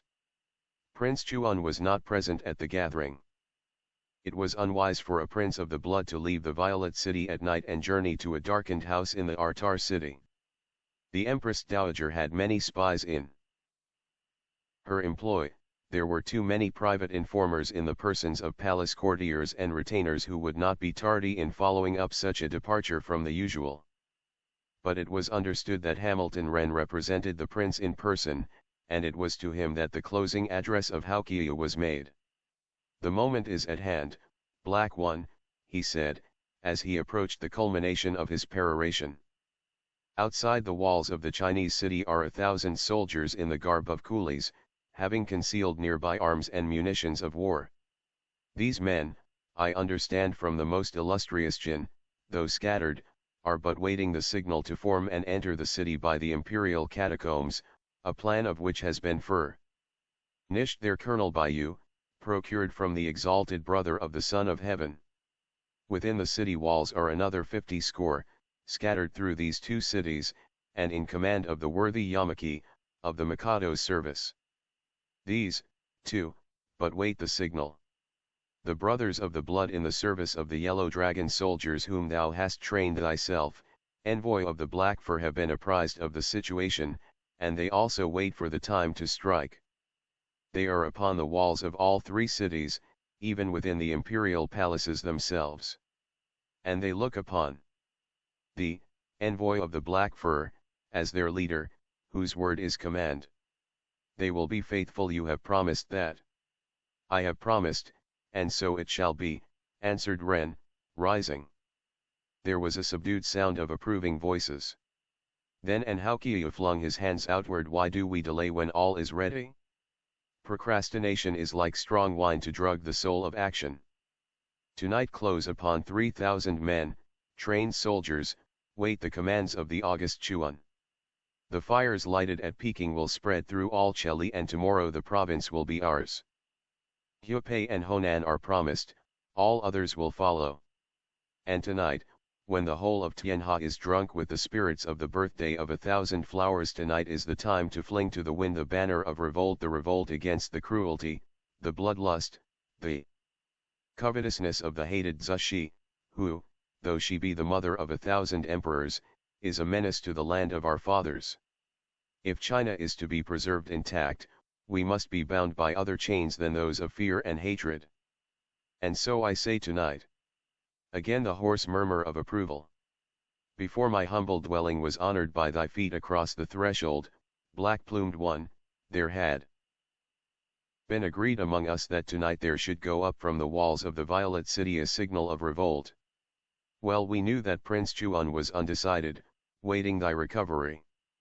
We knew better still that he flinches at the thought of the first blow, but tonight he must decide. Go, therefore, to him, Black Ren, taking in your hand these arrows of the night. He gave to Ren a packet containing what appeared to be 3 rounded sticks. Tell him that you have come for his approval. That close upon 3,000 men but await the rending of the night by these arrows of flame to arise up, casting down the old regime for a new. Until he has spoken, there will be taken no action, but if he permits this night to pass without the blow being struck, he will hardly chance upon a better one, though he wait for 1,000 Sioux Fantas. Meanwhile those among us will go forth among the armed men who are waiting, inform them that when 3 golden arrows show against the black wings of the night angel, all will enter the Violet City, taking the forts in the name of Prince Chuan, and aiding in securing the persons of the weakling, Kwang Hsu, and his aunt, the accursed Zushi. To thee, then, is given the command of all the armies of the new order of things, thou who knowest so well the modern battling of arms. The night is thine, Black Ren, thine and the prince's. Farewell. We await his decision. If he hath approval, loose, then, the flaming rockets, and tomorrow's sun will rise upon a new emperor of the Chinas. All were upon their feet, all bowed low before Ren. He, a trifle dazed, thrust the rockets into his sword belt, and threw his cape of imperial yellow over his shoulder. As he neared the door he drew his sword. I will be faithful, he said, following the form of the conspirators, and held the sword in salute. I will succeed, he added, and presented the sword at point. And this time the sword point covered his heart. With their subdued cheering, he shot the blade into its sheath, turned, and went swiftly from the room. Within the dragon-guarded temple it was just 10 o'clock when Bess Courtney pressed one of the window catches, threw open the window, and stepped out on the marble pavilion of the Arbor of Buddha's hand. The little Sèvres clock on its porcelain bracket was chiming out the last stroke of the hour as she closed the window behind her. She faced the gardens of the invisible deity, a trembling, wan-faced, white-lipped girl. There was a flood of moonlight on the lotus-covered lake, on the temple's golden roofs, on the 100 white steps leading to its doors. The grey-pink walls were illumined by it, the cedars and cypresses threw their long, languishing shadows across the beds of asters and peonies. As Bess descended from the terrace to the ground, a spray of white blossoms dropped from a shushaki tree, and she gave a little cry of fright, shrinking back against the terrace.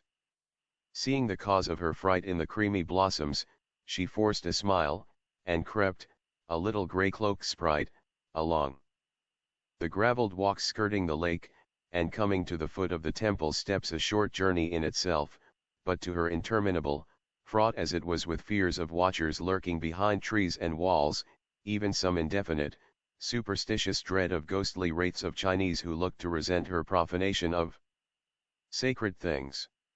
At the foot of the steps she hesitated, crowding close to the little outbuilding, her feet tapping nervously on the marble blocks. After all, what had she to fear? The temple had been locked for many years. Back in her pavilion, her servants had retired to the servitors' quarters of the palaces. The gate to the southern archway, through which the emperor was wont to enter, was locked. The key to the northern one was in the possession of Hamilton Wren. Wren. She shuddered at the thought that he might enter the gardens. But no. It was too late. That was not likely, his entrance. She nerved herself to the ascent, clutching the keys in one hand. Tentatively she put her foot on the first marble step, then drew it back quickly. Almost weeping with shame for her cowardice, she spurred herself onto a sudden ascent of 10 steps without looking back.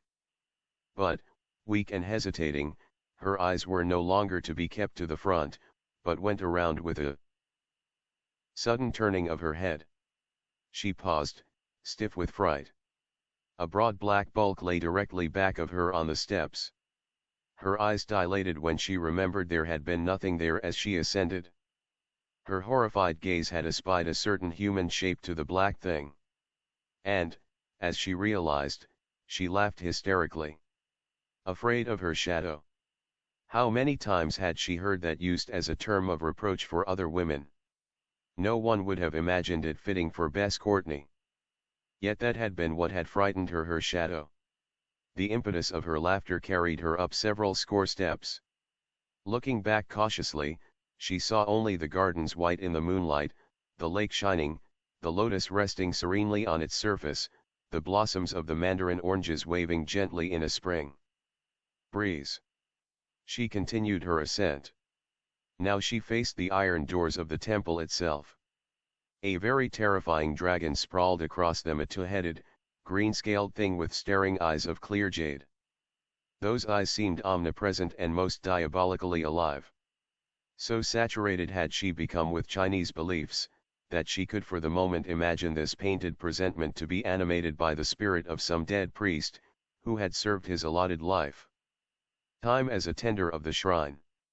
The dragon appeared more than a mere symbol, more a very real, very inhuman protector of the great treasure that lay behind the entrance it guarded.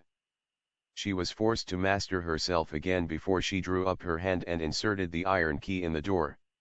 She turned it to the right without effect, to the left with the same result, and imagined the jade eyes grinning at her.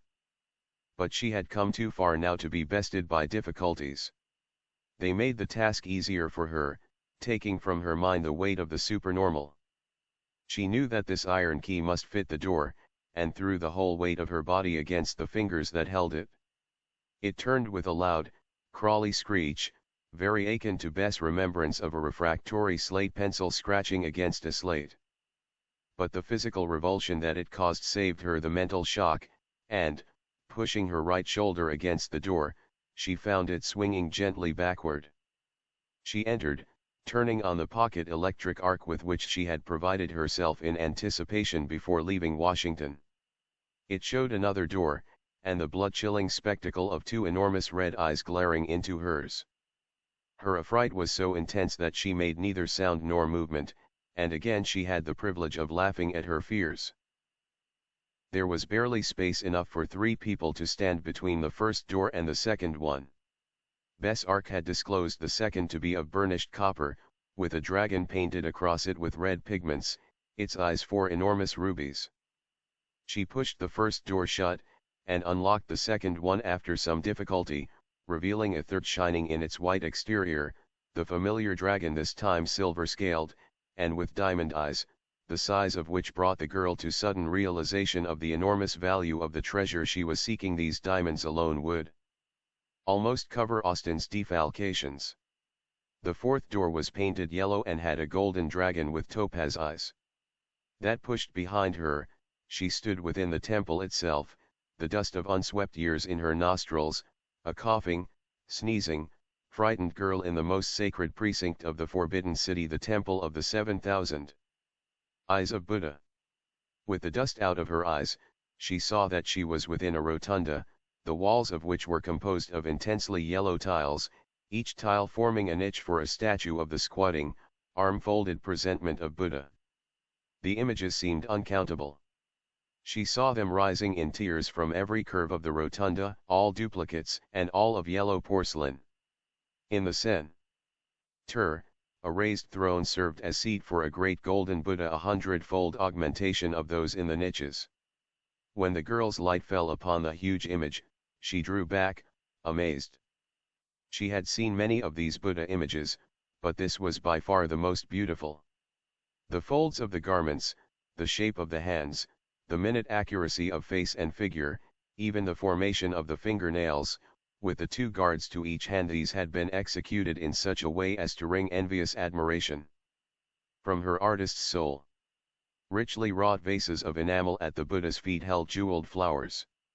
Tall golden candlesticks studded with pearls and rubies were on either side of it. The upper part of the throne was hung with a frieze of red and gold clothed saints. Yet for all the exquisite workmanship, there was no semblance of life in the face of the golden image. Bess, not understanding, came to the foot of the throne, her footsteps attended by clouds of dust from the silken rug of imperial yellow on which Buddha's priests had been wont to kneel. Observing closely, she saw the reason for the lack of expression in the face. The golden Buddha was blind. Then it was that she turned her light upon the small images in the niches. They, too, lacked the semblance of eyes. She smiled slightly when she saw how patiently the symbolic term had been carried out.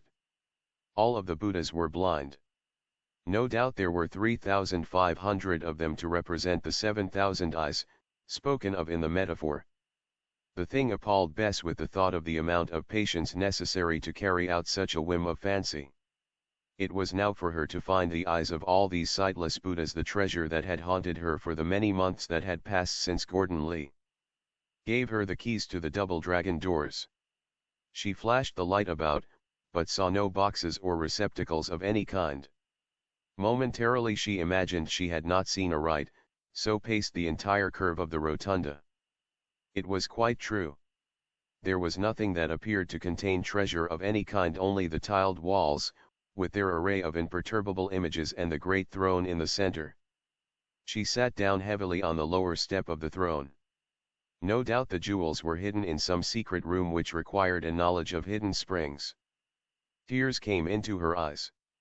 She had risked all, sacrificed scruples, taken chances of losing Ren for this. Her clenched hand came down heavily on the step. The resultant sound caused her to sit suddenly erect. It had been hollow, quite hollow, the ring of her hand against the red lacquer of the throne. She sprang up. Yes, there was a chance. The steps of the throne projected slightly over their support.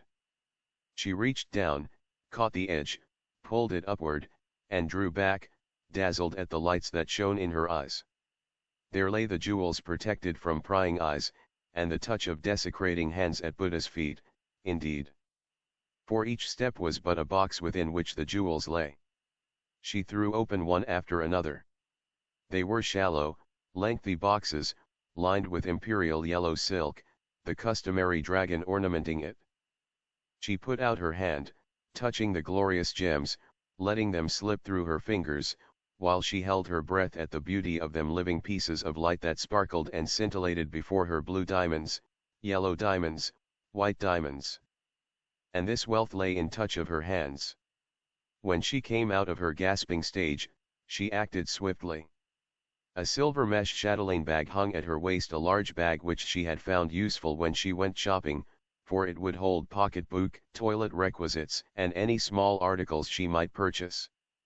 She unhooked it from her belt, and with eager hands scooped up the gems between her white fingers, cramming them into the bag until it was barely possible to close it.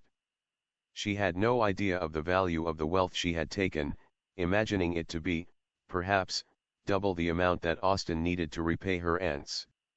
She did not realize it quadrupled that sum, and gave a large balance besides. Now that she had actually done the thing, she looked about apprehensively, with the haunted gaze of the evildoer.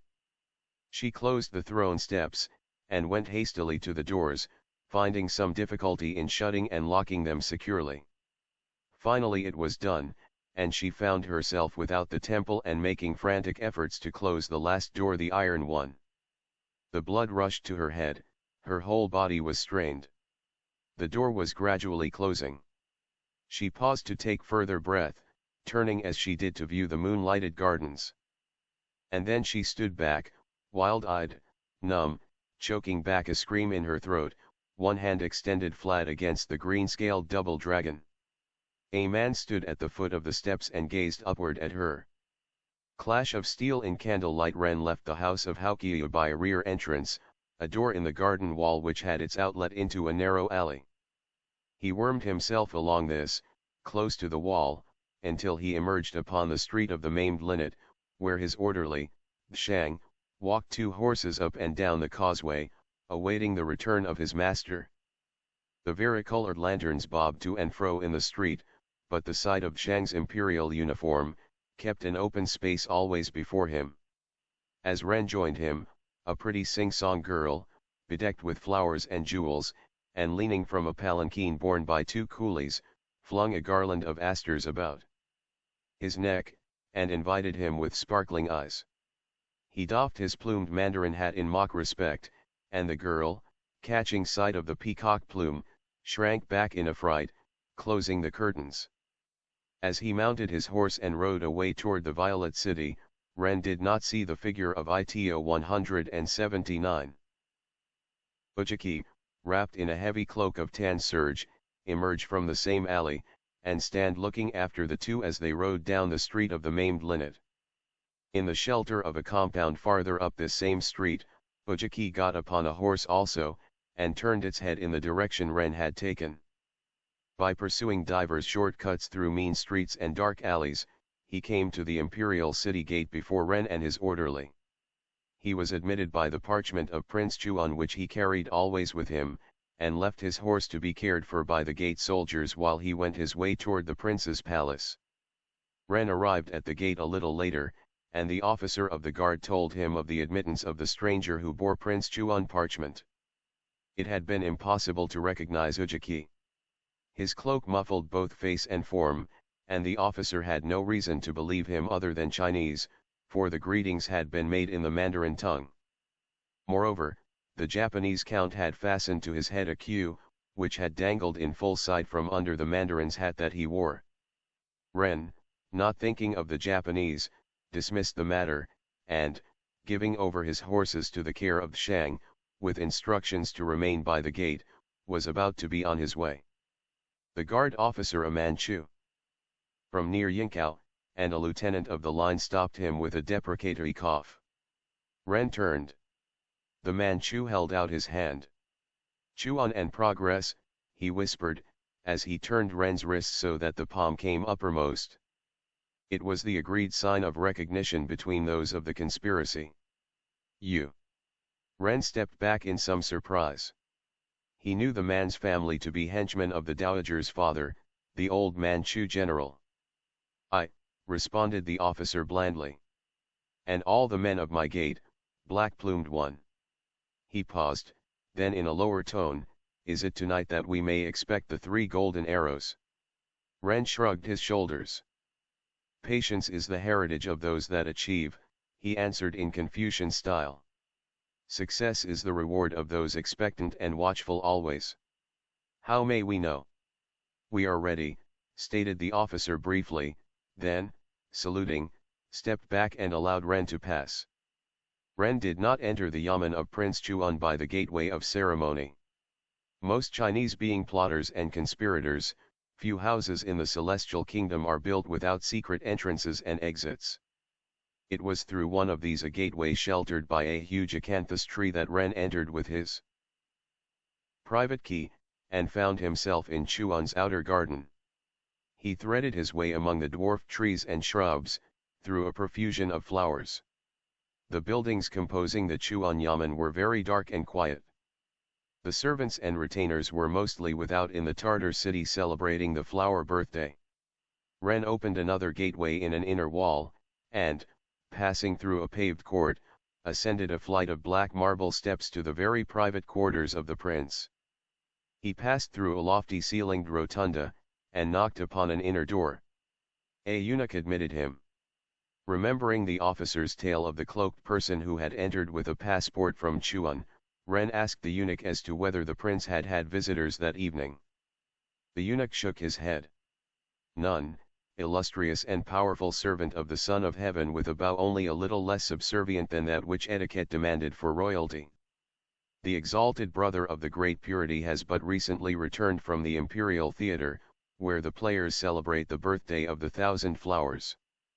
He hath commanded that none save thyself be admitted into his dread compelling presence. But Ren had passed far down the corridor before the eunuch had finished his sentence. A second door and a second eunuch, a third door and the prince's guard of soldiers, a fourth door and his own personal servant, and Ren was in the presence of Chuan, who reclined on a couch built into the wall, eating lazily of Chinese sweets from a little taboret.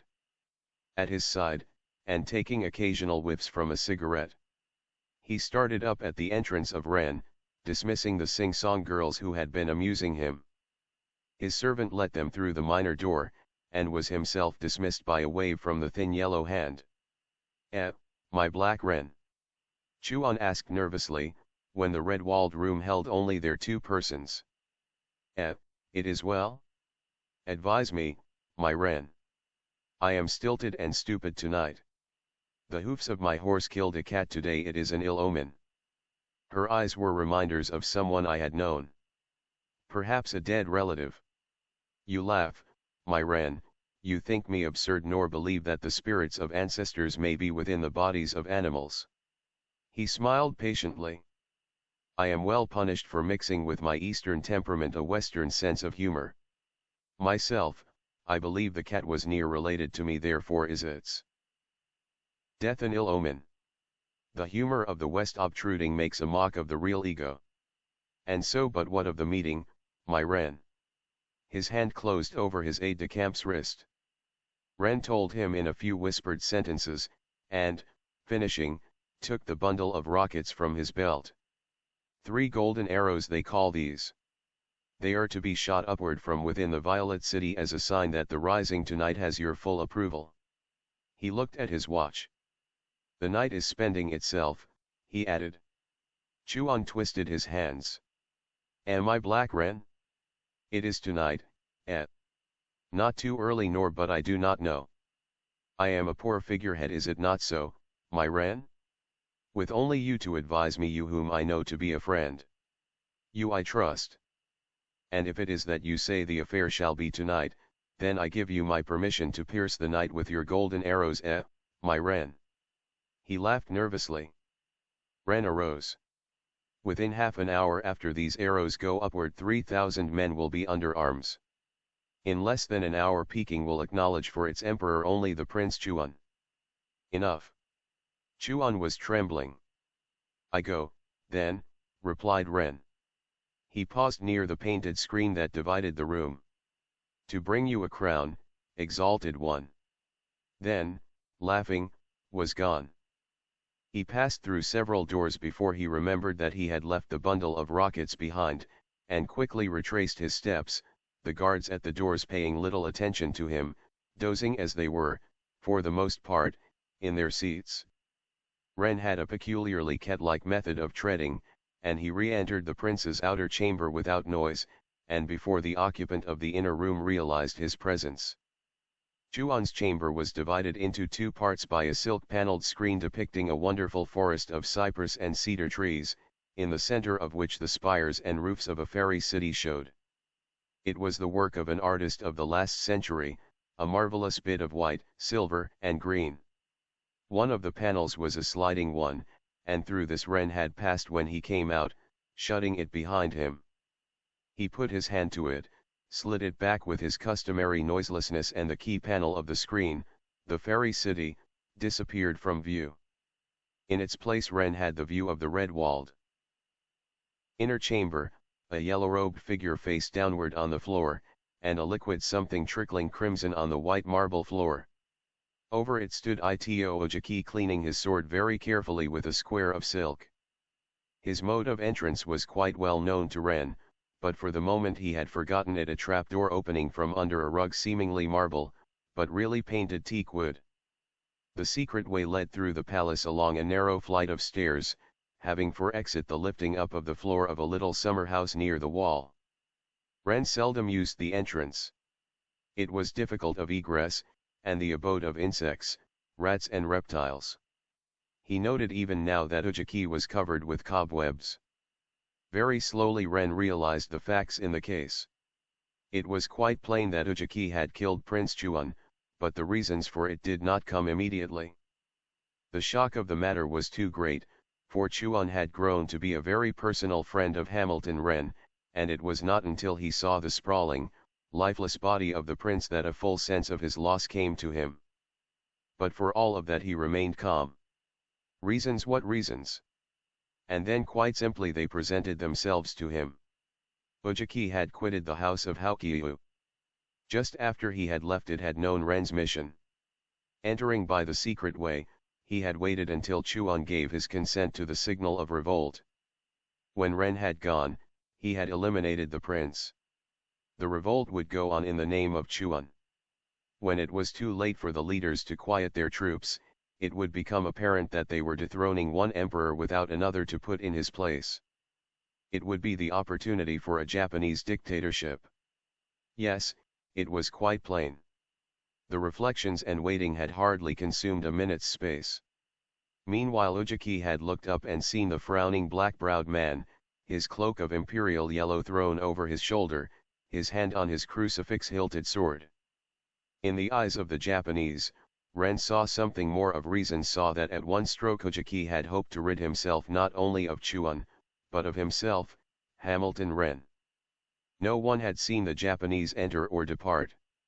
Ren would have quitted the chamber the last visitor, and, the prince found dead after his leave-taking, the blame of his murder would be Ren's alone. The evidence was enough to damn him, both with the new party and the old. It took from the Japanese the last danger of notable opposition. Ojiki only started insolently at Ren. He said nothing. He knew the quick brain under that well-groomed black hair, and realized by Ren's expression that his intentions were perfectly plain to his enemy. But he only smiled in his meaningless way. There was no cowardice in the makeup of the Japanese, at least not the sort that made him fear for his life. He had 2 revolvers strapped to his waist, but he knew that a movement toward either one meant instant death at the hands of Ren. The American was far more proficient in the use of firearms than he. He could draw more quickly, and aim without raising his hand above his hip. Ojiki knew also that Ren had no wish to have a revolver shot arouse the sleeping soldiers and eunuchs of the Yamen. So he continued to polish the blade of his sword with the square of silk, blowing upon it and rubbing it into a satisfactory glow. Ren came forward, his eyes upon Ojiki, put one hand behind him, and slid the panel into place. Then, quite as the Japanese imagined he would do, his sword hand drew the thin steel whizzing out of its sheath. Bending the sword by pressing the point upon the marble paving, he took it between both gauntlet hands, and curved it into what was nearly a bow. Apparently satisfied, he allowed it to resume its natural shape again, and with his free hand unloosened his silken cloak. This he tossed on the couch. "You wish to try a pass of the sword with me?" asked Ojiki politely. Ren said very quietly that he did. "We are evenly matched," resumed Ito Ojiki, with suavity unexcellable. "You are a famous swordsman and I am a quicker man. Is it necessary that we fight?" "I don't see any way out of it," Ren answered coldly.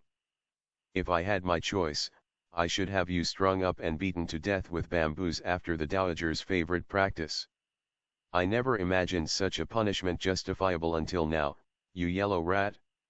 It's unfair to Prince Chuan and myself to kill you honorably, painlessly.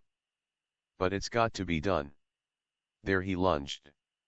The Japanese parried with perfect ease, and flicked a piece of skin from Ren's shoulder. And there, he added, still grinning. Not quite so much lacking in difficulty, Mr. Black Ren. Sometimes they fought in the light and sometimes in the shadows. A niche in the red walls on either side held 2 candle sprays, with yellow tapers gleaming out of their golden censers.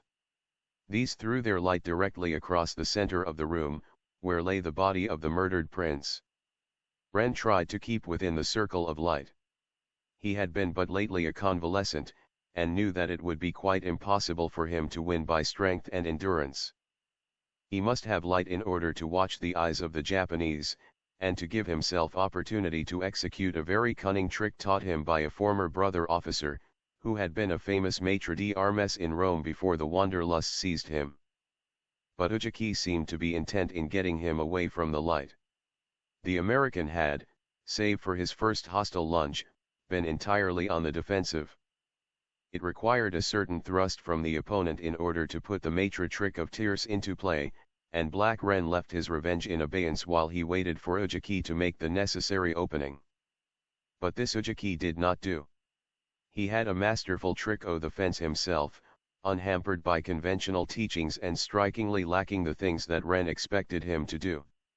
His thrusts were, for the most part, half-thrusts, having as complement a quick withdrawal and a turn of the wrist, sending his antagonist's sword splay wise and Ren several steps backward for each time he accomplished the turn. It was not without a certain admiration for Ito's skill that Ren faced him. The fires lighted in his brain by the death of Chuan and the trick of the Japanese to fasten the guilt of the murder upon him died out, leaving only the cold ashes of desire for adequate recompense. His smile matched the grin of the Japanese in its utter lack of meaning, but it was a smile that drove away the curves of his mouth and made them abruptly cruel. His black eyes seemed to slumber behind his half-drawn lashes, giving the face the effect of a pretending feline waiting her chance to strike, the brows forming a heavy black line across the forehead. With his cloak gone and in the circle of light, every muscle in his lithe body showed quivering under the tight-fitting uniform, and, as he abandoned the defensive, his movements were disconcerting in their apparent recklessness of position. He forced upon Ujiki a style of fence to which the diplomat must either conform or feel Ren's sword point. The tricks upon which the Japanese had seemed to place his skill were dependent on the style of swordplay necessitating a long reach. Black Ren, abandoning this, came closer and closer with each parry, until they fought with their swords either high in air, or else turning like keys in locks as they came together at the hilts. And then, while in this manner parrying, Ujiki gave the open thrust which Ren had so much desired. Ren played his trick with a sudden, vicious baring of teeth but without effect, and nearly with the result of having the blade of the Japanese pierce his shoulder. Ren leaped quickly to his former position, and again their swords met one another. "A neat play," commented the Japanese. "But I have learned it, you see, Monday cher Ren. I also have fenced in Rome." Ren was considering rapidly. He was losing breath and strength, and it was quite apparent to him that, his trick exhausted, he was no better swordsman than the Japanese. Nor did he wish to engage in handgrips, for he knew Ujiki to be proficient in jujutsu, before which his own strength would have very little chance of holding its own. The Japanese was a traitor, a murderer, and fair play was out of the question with him. Again they came closer, and again their swords shot out in air. In that moment, with the points toward the ceiling, Ren did a bold thing. He released the hilt of his blade, and before it clattered to the floor he fastened one hand about the throat of Ujiki, caught the sword wrist of the Japanese with the other hand, and kicked him viciously on the lower leg. The Japanese went prone, with Ren on top of him. The same second found Ren planting a knee in Ujiki's chest, and twisting the sword wrist under his back. Ujiki lay quite powerless. Ren's foot was planted heavily on the fingers of Ujiki's free hand, his knee held the Japanese down with sword hand under him, while Ren's two hands choked the air from his gullet. He wriggled violently, pulling the sword from under his back. One of Ren's hands shot out and tore it from his numbed grasp. Without pang of pity, Ren shortened the blade and thrust it through Ojaki's throat. The Japanese raised himself on his hand with one convulsive effort, then fell back quite still. Ren felt his heart, and arose with a satisfied smile. Signals of conspiracy. For some time after he had killed the Japanese, Ren remained quite still, wondering what he should do. His shoulders bent, his head on his chest, he pondered over the matter. What, indeed, was best? For the moment the fate of China was entirely in his hands. He had but to loose the rockets, but what then? Now that he saw the hand of Japan in the matter, was it wise? Then his eyes brightened, and he regained his erect bearing. He would go to Bess, confess to her that he had strayed back into the crooked footpaths, ask advice of her. She with her clear, honest eyes must determine for him. He would watch the eyes to know what she thought. And he would do as they bade him. He pulled away the rug, lifted the trapdoor, and pitched what was left of the Japanese head first down the flight of steps.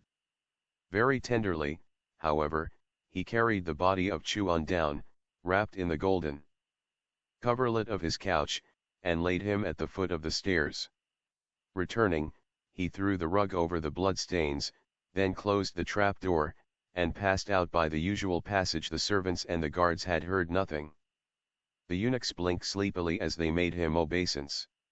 He went his way rapidly through the Chuan gardens to the wall that opened into the imperial palaces, and opened the secret gate with the key given him by the prince long before. The gate closed behind, and he was in the gardens of the invisible deity. The moon was very bright, limning trees, shrubs, and buildings in lines of frosted silver. Lights were out in the pavilion of the arbor.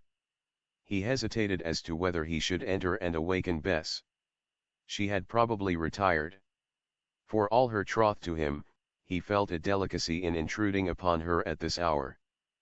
But he must have her counsel himself. He could not decide. He walked the length of the gardens while he meditated, and came to the foot of the temple's 100 steps, which shone like a white moon ladder above him. Looking up, he saw something that sent, despite his courage, a cold shiver through him.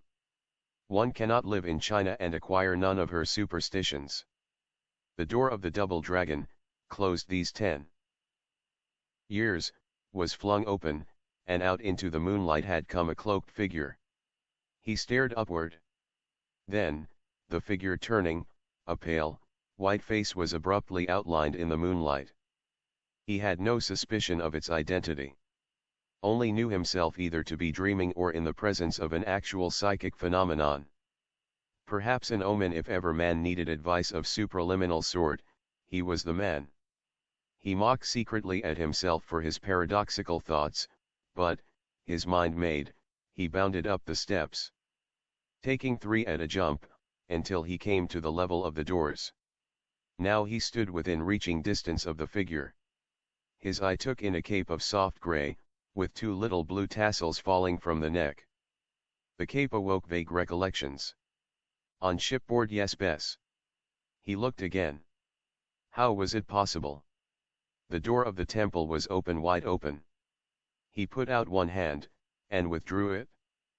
The figure had its back to him, head resting against the door, rounded shoulders shaking convulsively. His ears became aware of muffled sobbing. The temple door open and Bess here. From some recess of his memory came the remembrance of Chuan's recognition of the sketch the girl had made. Of the exiled mandarin of the white banner. It occurred to him that her cheeks were flushed when she said the exile was dead. That mandarin had left China with the keys of the temple in his possession and Bess a thief. This time he put out both hands, and the fingers sank deep into the flesh under the soft cape. He turned the figure around. He released one shoulder, and held up the girl's head by pushing against the chin. Her eyes streamed tears. She would not look at him. Bess, he said, and in his blind rage shook her violently. The silver bag that she was holding fell from her grasp, and to the marble platform. The clasp came undone, and 100 or more white stars seemed to have fallen upon the marble. Ren's eyes went down to them. In that moment he realized. She was a thief. In his anger he almost struck her. So this was the girl whom he had come near abandoning all his schemes for success because perforce they were unworthy of the man she loved. He laughed, and the mirth had a bitter tang in it. Her eyes, weary, hopeless, met his. "Don't, Hamilton, don't. She stretched out her arms, beseeching him.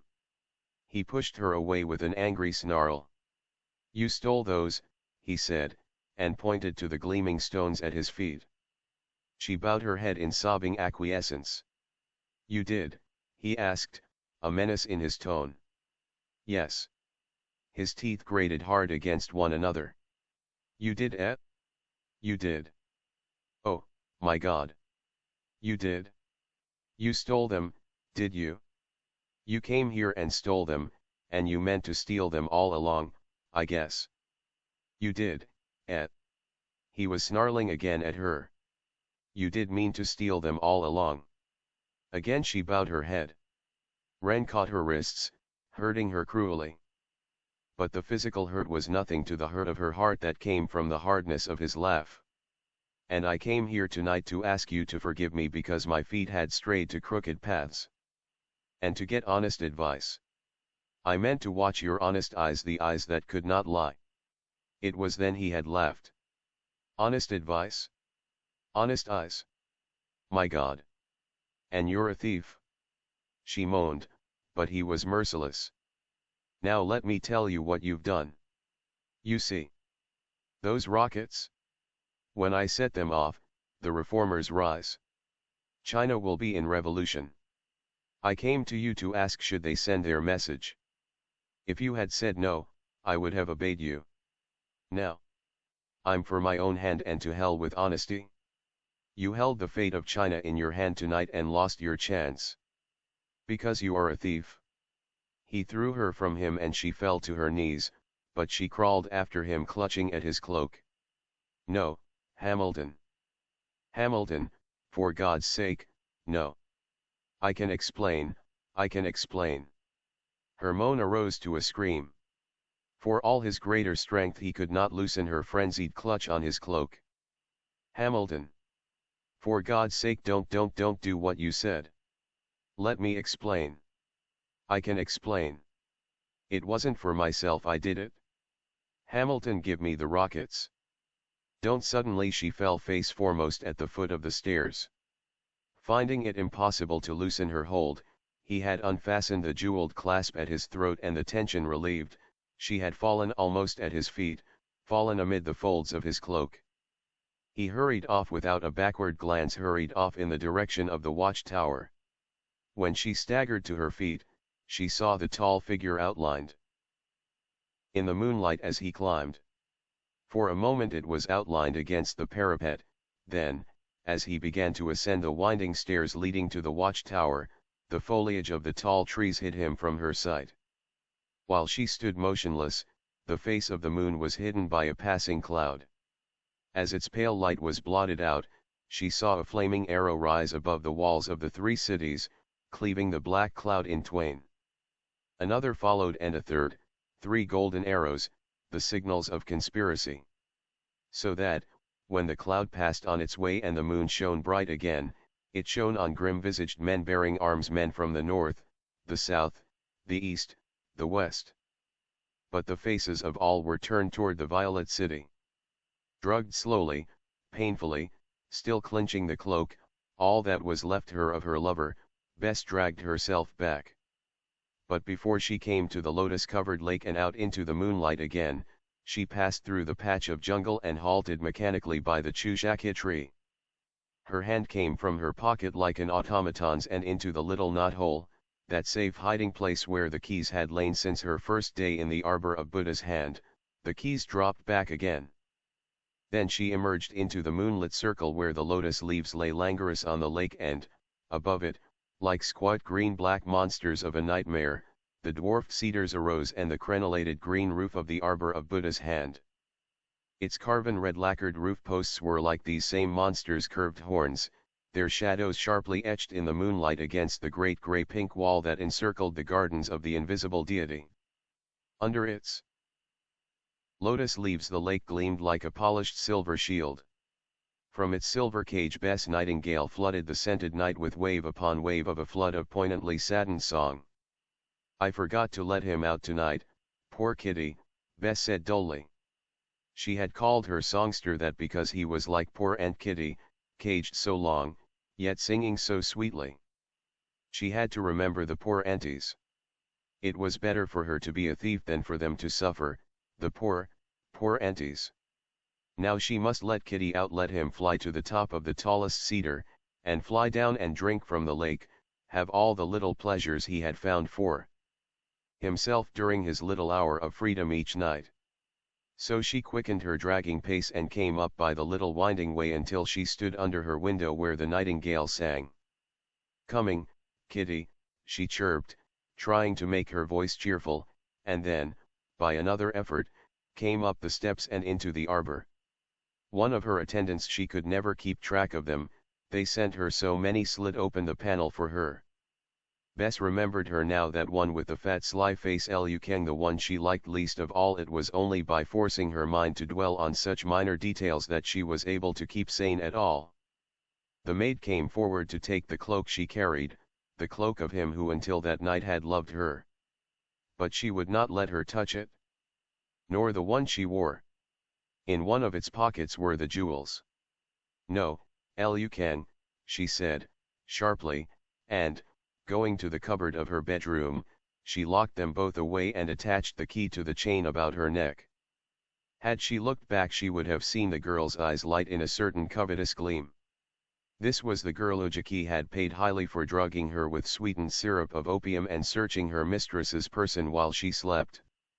Liu Kang's name had been furnished Sugiyama, along with others who could be bribed. Liu Kang was to earn her bribe that night, a fair different sort of bribe from the meager one she had paid another servant for the privilege of taking her place about the portrait painter that night. "Will the honorable lady permit the humblest of insects to prepare her for her couch?" Liu Kang was anxious that Bess should be abed and if possible asleep. And Bess permitted herself to be disrobed, her face, hands and feet bathed in scented water, and a cup of tea served her. She was too accustomed now to the odd taste of things Chinese to suspect a soporific added to the tea. Her brain was too benumbed tonight to think at all. And, because it was benumbed, the drug took swift effect. Once the lights within the gaily colored lanterns were extinguished, she fell into sudden silent slumber so heavy that when Liu Kang crept in and listened and finally passed a lighted candle before her eyes, she still lay as do the dead. Soon she had her answer in the sight of two men, who, waiting for the darkening of the moon, crawled along, beside the lotus lake on flattened bellies, and finally into the arbor of Buddha's hand. Bess still slept, while a cord, featherweight in quality but strong as steel, tightened about her ankles, slept while a sponge was thrust beneath her nostrils and the sickly sweet odor of chloroform filled the room. When the moon sank behind the grey-pink wall, the two men crept out again, but this time erect, and in the attire of imperial servants, holding the shafts of a palanquin between them. They passed on to the little door in the north wall, the little secret door which had given entry to Hamilton Wren so many times. When they were through it and were in a servants' quarter of the yamen, two soldiers would have stopped them, but they grounded their gun butts at the password "Chuan" and "Progress."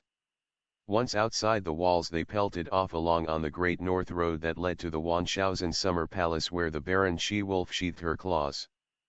And beyond to what she called her pleasure palace, and others the palace of shame. The pleasure palace when the bonds that bound Bess were loosened, and the bag with the pierced holes that had enveloped her head was removed, she recalled dimly exchanging a sickly Swedish smell for one made up of various odors of the Orient, ylang-ylang, sandalwood, and the variously scented incenses that burned in the high-placed braziers, one for each of the lacquered columns that supported the lofty ceiling. She had found herself lying on the softest sort of couch, and because she was a person who loved to lounge just so at home, She luxuriated in a long stretch and yawned before her eyes convinced her she was not at home and dreaming. The room itself was dark save for a swinging censer where a wick swam in aromatic oil. She had tottered to the window. Bess could not believe as yet that she was not experiencing some peculiarly vivid dream, and found that the dim dark pagoda in which she found herself was set high above a grove of ghostly temples and palaces, before which the dogs of Fo kept watch, great stone griffins with bulgy eyes. The sliding lattices had been pushed aside to admit the clean, sweet, upper air that had brought her out of her unconsciousness. Below, one saw ghastly gardens alive with strings of lanterns swaying in the wind, lanterns with the shapes of queer birds and beasts, while illumined kites like the lily and the lotus bobbed and danced and lit up patches of dwarfed green trees and the green roof trees of the garden arbors. Color rioted on every side wherever light fell, and it fell upon crenellated roofings, porcelain gargoyles, and lacquered goblins. From that height the bobbing lanterns seemed too tiny for those of real folk.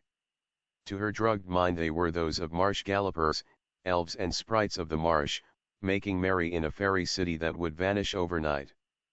From down below arose to Bess the tink-tink-tinkle of many stringed instruments, and, looking down again, she saw approaching through a grove of cedars a line of multicolored lanterns dancing about on long poles carried by a laughing crew of sing-song girls. The lanterns illuminated their flower-garlanded heads and their long gold-guarded henna-stained fingernails.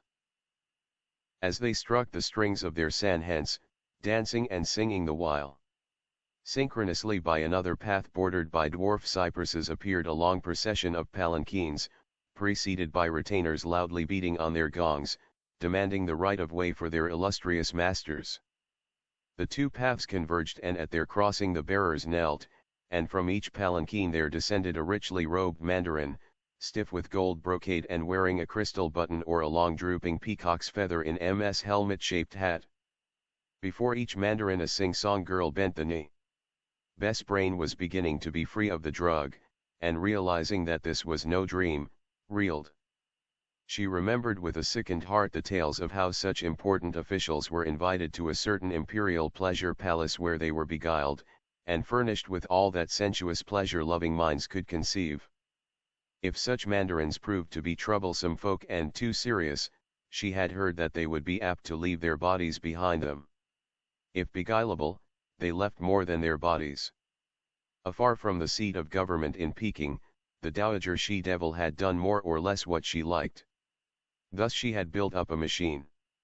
For the dowager had left the Waoshan San Mare Palace and had retired to her infamous pleasure palace in the hills of Pali. Here the Brotherhood of the Harmonious Fists had been born. Here leaders had been made who had preached the doctrine of death to the Fenki, the foreign devil. Bess roused herself by a violent effort. After a moment or so of dazed silence, she put both hands to her face to muffle a moan. She had heard of this terrible place, knew there was but one like it in any of the country near Peking, or indeed in Pali province. She was in the pleasure city of the Baron She-Wolf. All who had lived a month in the Forbidden City knew its history and knew how Zushi, when middle age had began to fill her with fears, had drained a certain lake and there, hidden by 4 hills, had set thousands of masons to work to build her pleasure palace. Then, within its violet walls, she had gathered together all that the art and beauty of the Yellow Kingdoms could give. Such a place as this had never been seen since the days of the Caesars.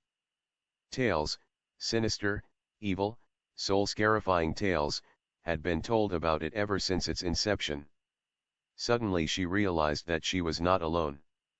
There was someone hiding in the shadows back of the great central brazier, above which a red glow outlined some confused objects dimly. And one of these objects had moved, ever so slightly. Bess choked back a scream. She had never been an average girl, there was something of the boy in her always. Somehow she knew it was a man back there and that he was looking at her although she could not see him. Now was it possible, or had she gone mad? She seemed to see swimming through the darkness 2 luminous eyes. "I see you back there," she managed to say finally, steadying her voice to a calmness she was far from feeling. "Who are you and why was I brought here?" What is this place? Where is it? She ceased speaking for fear of hysteria. Only look down, Miss Courtney, was the reply in English and in tones absolutely accentless. Only look down and you will surely recall certain stories of the place where you are and possibly of what your fate will be, one so beautiful as yourself, if you fail me in what I ask of you. Or perhaps your imagination is lacking. Perhaps all that beauty below sounds for you no sinister note. If so, I have permission to conduct you hither and thither about the palaces and pavilions. Certain private views will, I am sure, afford you the information your imagination may deny you. She stopped him with a gesture. She could see him now. He was a Chinese in a scholar's plain robe, outlined against the brazier. What do you want of me? She demanded, a note of terror creeping into her voice. Why did you bring me here? What have I done? What do you want? Just one thing. The keys to the double dragon doors. Inform me where I can find them and you shall go free the instant they are secured. Now that he had nearly reached her and the moonlight showed him for what he was, not even the man who had sent him, the old samurai in his pagoda by the lake, would have known him for the Sugiyama who wore the Austrian-made clothes and carried the characterless silk hat that in those days might have been bought for half a guinea in the Strand. This man was Chinese to his fingertips, yes, particularly to his fingertips, long and gold-guarded. His eyes were hidden by a pair of horn-rimmed mandarin spectacles, his robe was rich but of sober blue.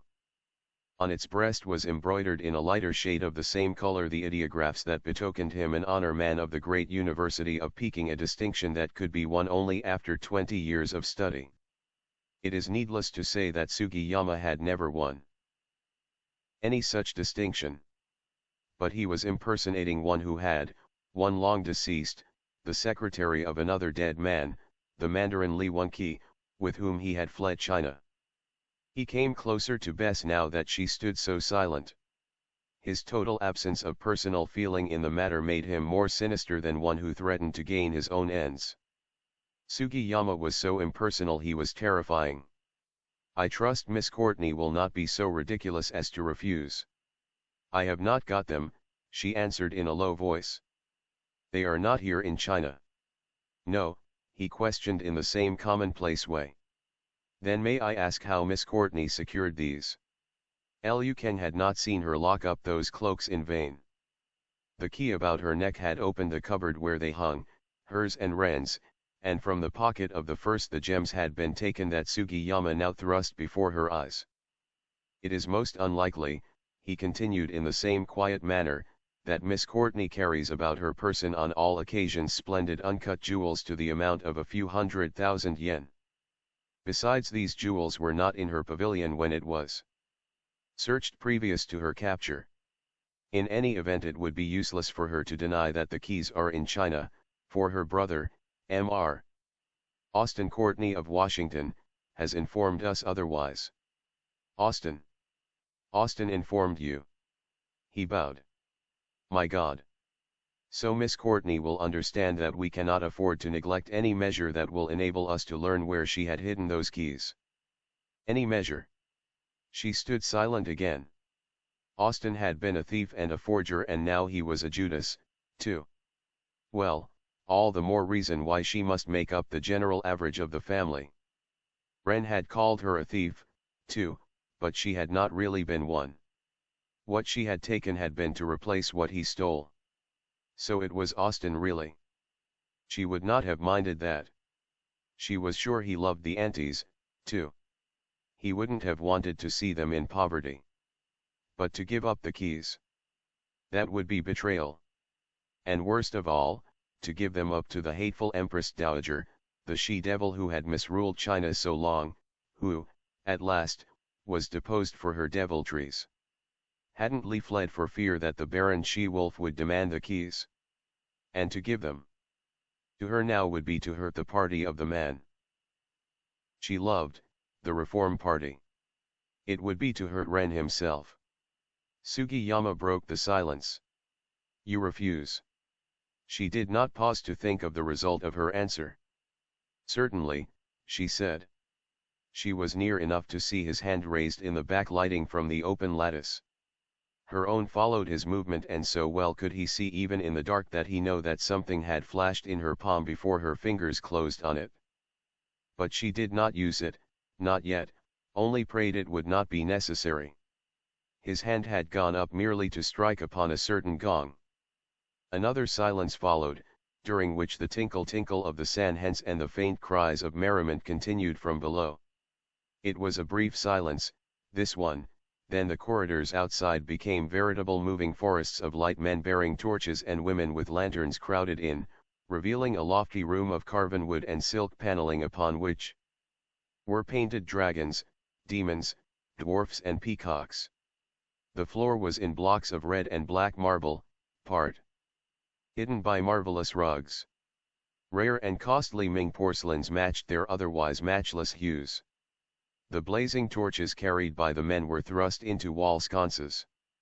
The women hung their lanterns from lacquered brackets overhead. When the last was in its place, Sugiyama dismissed the light-bearers with a careless stroke of the gong. "Look at them," he said as carelessly. For all their rare and costly attire, Bess had seen no distinguishing badges of rank. Suddenly she knew these poor wretches for what they were, slaves selected for their ornamental value as sheerly as the rugs and porcelains. But of less value, apparently, for the porcelains would not fade, or if the rugs did so they gained value in color tone. While these poor human chattels, as she watched them drift back to wherever it was they came from, she became acutely aware of certain terrifying facts. In going, none dared turn his back or hers. They kept their eyes steadily on the man called Sugiyama, as do dogs when going through their tricks. But though their attitude betokened fear, there was no such expression in their eyes. It was then the first terrifying fact imposed itself on her. The same expression was in every pair of eyes. Expression. Lack of it, rather. There was some thing wrong with these poor people, and whatever it was, Sugiyama wanted her to know what it was. His smile enraged her.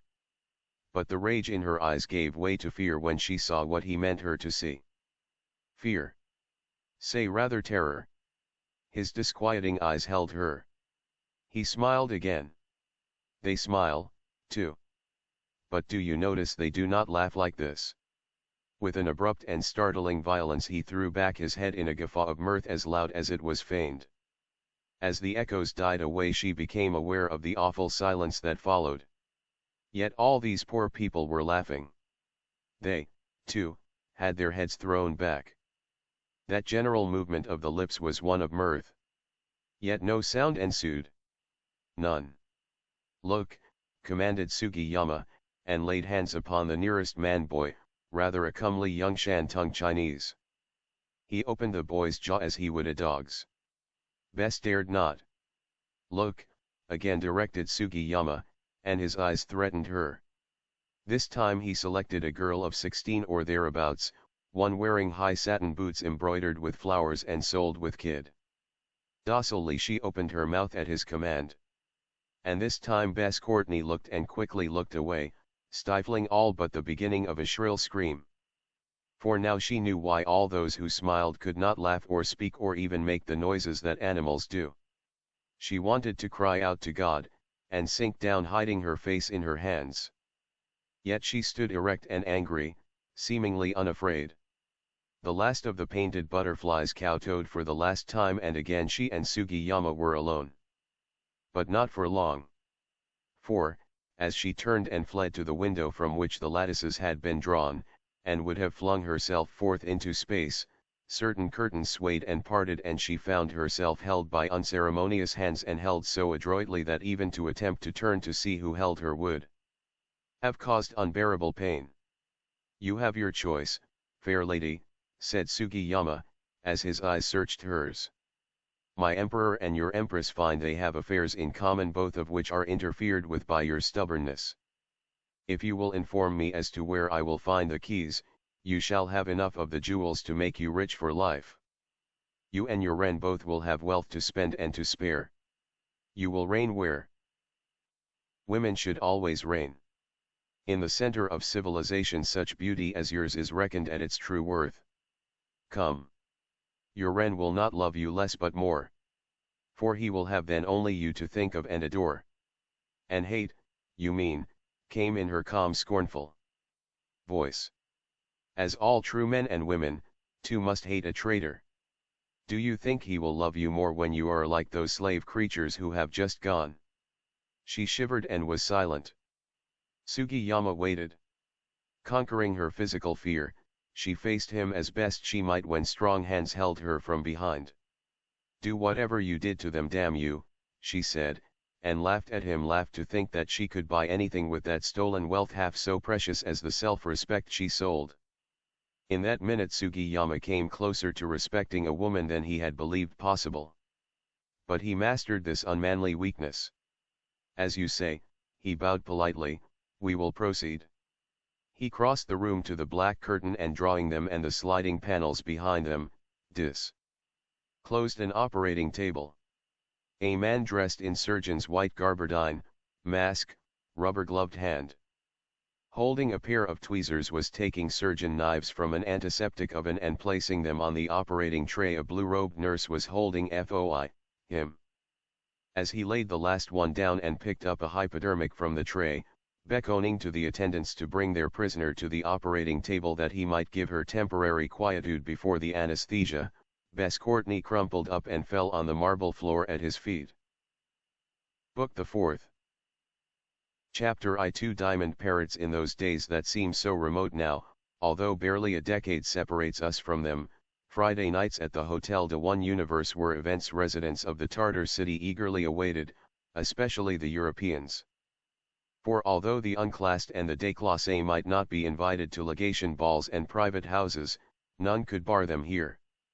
But two possessions were necessary, a dress coat, or an evening gown, and the price of a dinner, and Peking lacked neither dress clothes nor spendthrifts. An almost barbaric profusion prevailed. Tientsin being the clearing house of the Manchu hunters and trappers for furs going via Shanghai to San Francisco, even the military wore fur-trimmed garments.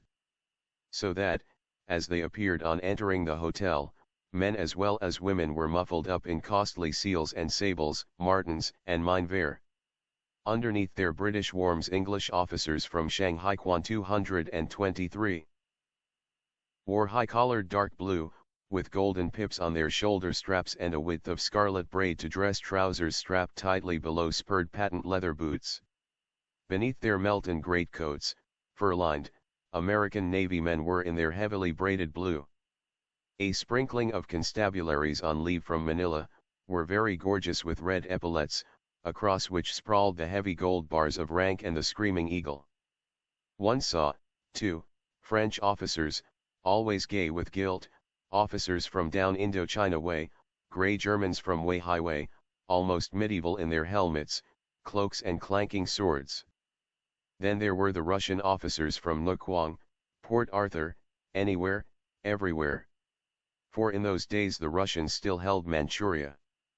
You saw then in the red of the telegraph, the blue-black of the navy, and the sky and orange tints of the cavalry and artillery. Then there were the civilians, English, American and Russian merchants, long resident in the land of Tianha, into whom the spirit of the country had entered, grave, repressed, fatalistic. And the various members of the diplomatic corps, legation staffs, and the like. Although London was, as it ever will be, the standard for the cut of men's coats and the sober rich materials thereof, continental ideas prevailed as to dress shirts and waistcoats.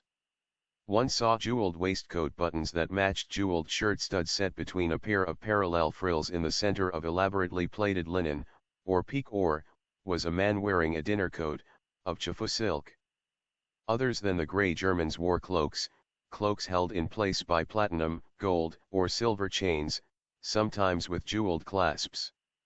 Were these male cloaks not lined with fur, their linings matched the silk of their dress waistcoats. The number of Russians present accounted for all this latter business. The younger Anglo-Saxons went as far as they dared to match their barbaric, yet often beautiful, idea of ornamental attire for the evening.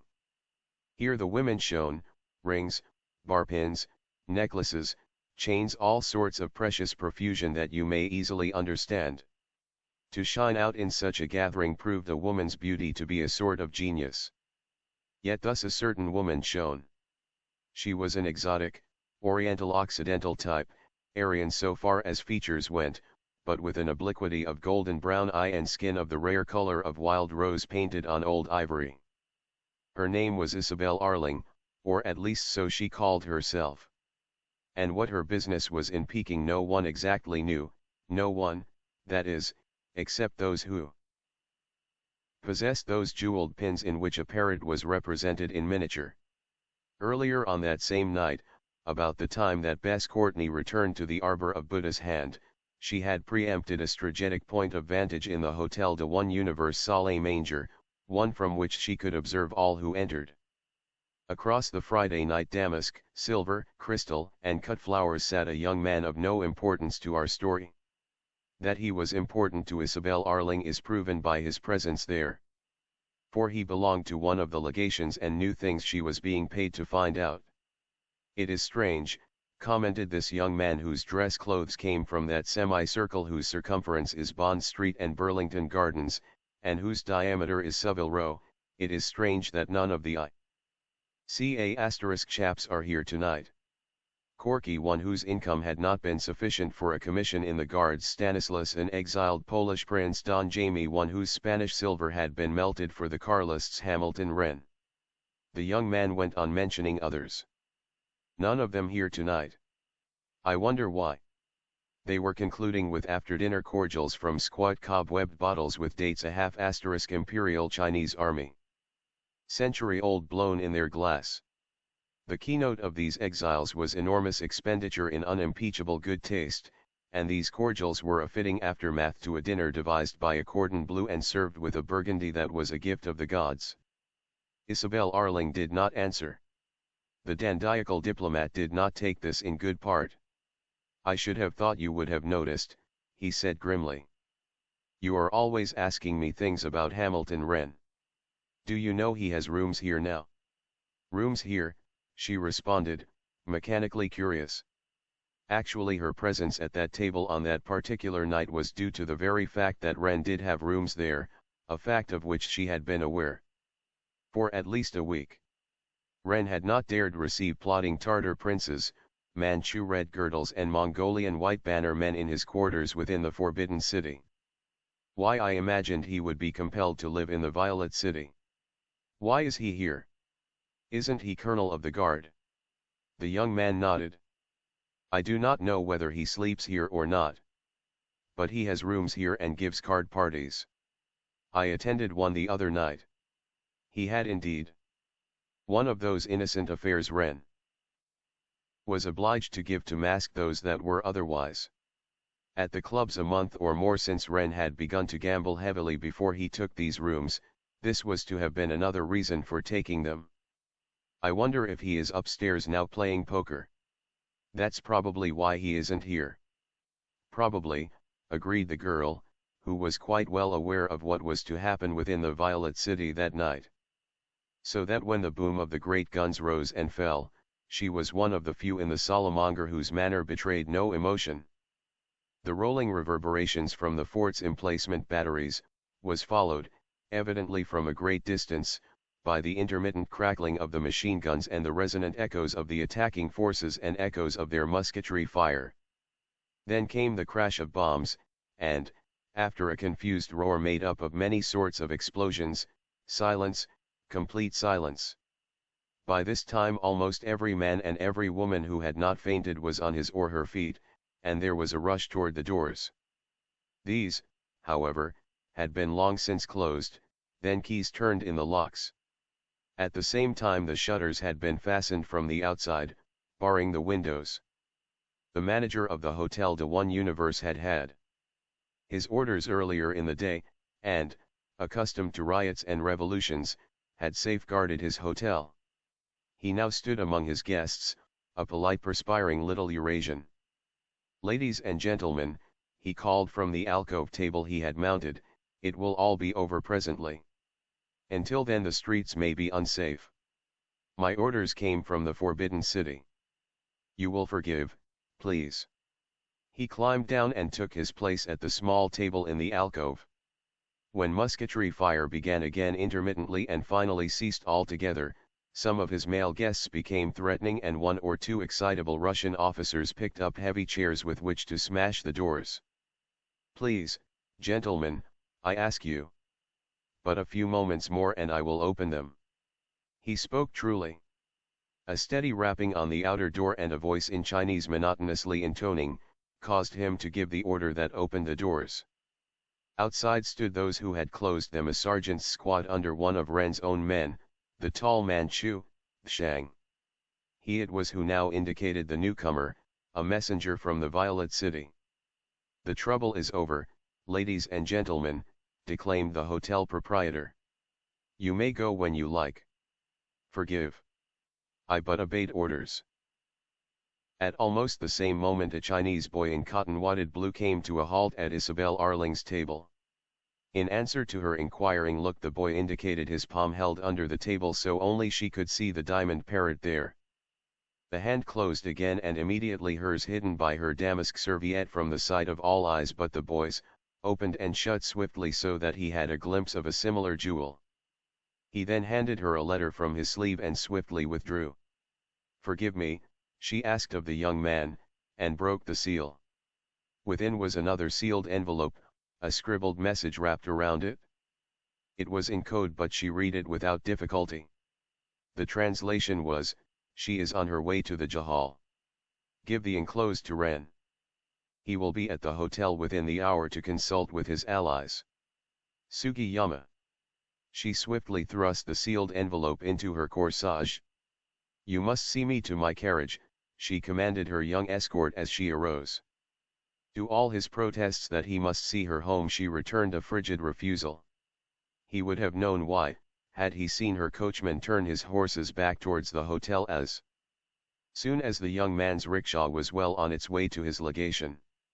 Isabel Arling re-entered the hotel from the rear and made her way to Ren's suite of rooms. Here she encountered the Mandarin Liang Haiao, Lieutenant Colonel of the Imperial Guard and Ren's right-hand man. The Mandarin Liang, or Sir Lang as he was generally known to the foreign mercenaries, was a tall Manchu, the commander of the Imperial Guard, and a red-girdle Manchu Mandarin. He stood some 6 feet 4 in his glistening patent leather knee boots.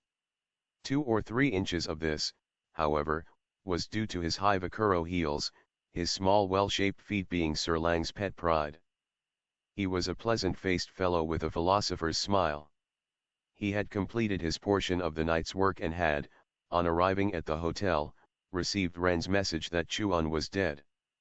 Nothing more could be accomplished until the morrow. The reformers held every fort on the walls of Peking, the note told him, every gate of the 3 cities. The emperor's palace was ringed about with Mongols and Tartars from the desert provinces. His prime minister had been informed of the death of Chuan and the danger of a Japanese protectorate. Unless he signed the decree that appointed Yuan Shikai viceroy general of the empire and consented to rule through him and the reformers. Also to sign a second decree perpetually banishing Zushi to the Jahal palaces, and forbidding her either to use any of her former imperial power or to return to Peking. Thus, Ren had told Liang Haiao in his note, an almost bloodless revolution has been arranged. And Chuan's death is avenged. For the emperor, knowing now what it was that Japan had planned, will be willing that Yuan show her no favors. Yuan himself was not personally concerned in our bloodless revolution, and he is assuredly China's chiefest man. The emperor will undoubtedly sign the decrees in the morning. The Mongol and Tartar guards will then be withdrawn and my own return to their places. And perhaps it is as well that the world in general should not know that there has been a change in government. So we cry checkmate to Japan. Dismiss the various chieftains and await thy Ren. Sir Lang, having read this for the 3rd time, had closed the door and now was sitting in a great chintz-covered easy chair by the window, staring at the 2 steady streams of carriages, rickshaws, and palin quins with an occasional motor or 2 that were departing from the hotel bearing officers and civilians in evening dress or native noblemen and wealthy merchants. When Isabel Arling entered without knocking, his body had stiffened, and his hand flown to his sword hilt, but he betrayed not the slightest bit of outward interest in her unexpected appearance. "I had expected to see Colonel Wren," she faltered, at the sight of his grim face. For Sir Lang knew well enough who and what she was. "Certainly, mademoiselle," he whispered hoarsely in French, "but you could not expect me to believe that he expected to see you." He was grinning as he faced the woman across the table of the suite's reception room. A certain snapping of his fingers before he spoke had brought them an audience. Looking toward the open door, the girl saw two of his cavalrymen outside, the hall lights gleaming on the brass buckles of their accoutrements. Even the butts of their old-fashioned bulldog pistols were of brass. But, of course, she could not see that as these remained enholstered. The men, after their salute, folded their arms and lounged at ease. "Send them away," said Isabel Arling angrily. "I am sorry, mademoiselle," Sir Lang grinned, "but I cannot afford to be suspected of secret traffic with the enemy." So they stood, facing one another across the table as Hamilton Wren entered, and with the stiff, somewhat stilted southern courtesy that he reserved for his enemies, bowed ceremoniously to the intruder. "I came," she said coldly, "to bring you this." She handed him the sealed letter, of whose contents, however, she was well aware. His eyes brightened as he recognized the handwriting of Bess Courtney. He broke it open. The incredible contents of the envelope read, "Come at once, and if you would avert evil consequences for me, tell no one, no one. This is important, not that my life, which is of small consequence after all, should be saved, but that there should a cessation of certain severe methods of suasion by which my loyalty to you and to China are being put to the test. If the new day is to dawn, if I am released, if I am to be, and if I do not instantly take my own life for very shame, I must be relieved at once. If only they would kill me, all would be well. I can stand no more of their fiendish ingenious torture. If only I could go mad, but they are too diabolically clever to let that happen. Mad people forget, and I am valuable to them only so long as I remember where the keys are, the keys to the Double Dragon doors. This will be brought to you by one whom I have reason for believing is faithful. But certain circumstances make it imperative that no one save yourself shall know this person is betraying the confidence of my captors. Tear this up and follow the bearer's instructions. Tell no one and come immediately. Your tortured, Bess." A stifled groan broke from the reader. Then Wren's jaw snapped together and his eyes grew cold and hard. "Where is she?" he demanded. Isabel Arling looked aghast. "Does the note not tell you to tell no one? Where is she?" "I will tell you nothing unless you follow the instructions in the note. I am risking enough as it is. Unless Sir Liang goes with you." "Sir Liang goes with me." "Where is she?" "At the Jahal Palace." "Unless you hasten it will be too late." Isabel Arling looked from one stern face to another. Then swiftly Wren outlined to Sir Liang the nature of the note and the possession by Bess of the keys to the Double Dragon doors. "You know her handwriting?" "No. Here is a note from her written yesterday. Read it and this." He tossed both to his Manchu aide, meanwhile holding the girl with hard eyes. "When you have read," he continued, still with his eyes upon her, "ride to the Violet City and rouse my squadron of household horse." Isabel Arling interrupted, frantically, "No. No. Would you ruin me? I will lead you and Sir Liang to her. If you send for more, I will lead you nowhere. Now you know." "Sir Liang," said Wren sternly, "have you lead? What do you think? A clever forgery as far as the writing goes. For no American or English woman ever wrote such a sentence such as this: there should be a cessation of certain severe methods of suasion, by which my loyalty to you and to China is being put to the test. The forger should have remembered that Anglo-Saxons for the most part write as they think, in short tense clauses. Am I right, my Wren?" "You are right. This is a decoy to draw us to our deaths. I do not doubt that the portrait painter is a prisoner. Of that, however, I will make sure. If she is not where the woman says she is. Ren's stern eyes met hers. She gave him back look for look. I come to you at the risk of my life and the ruin of my career. The one that wrote that letter told me that I might trust you. And you browbeat and bully me and tell me that I lie. I leave that to better judges, mademoiselle. Ren's anger was still in leash.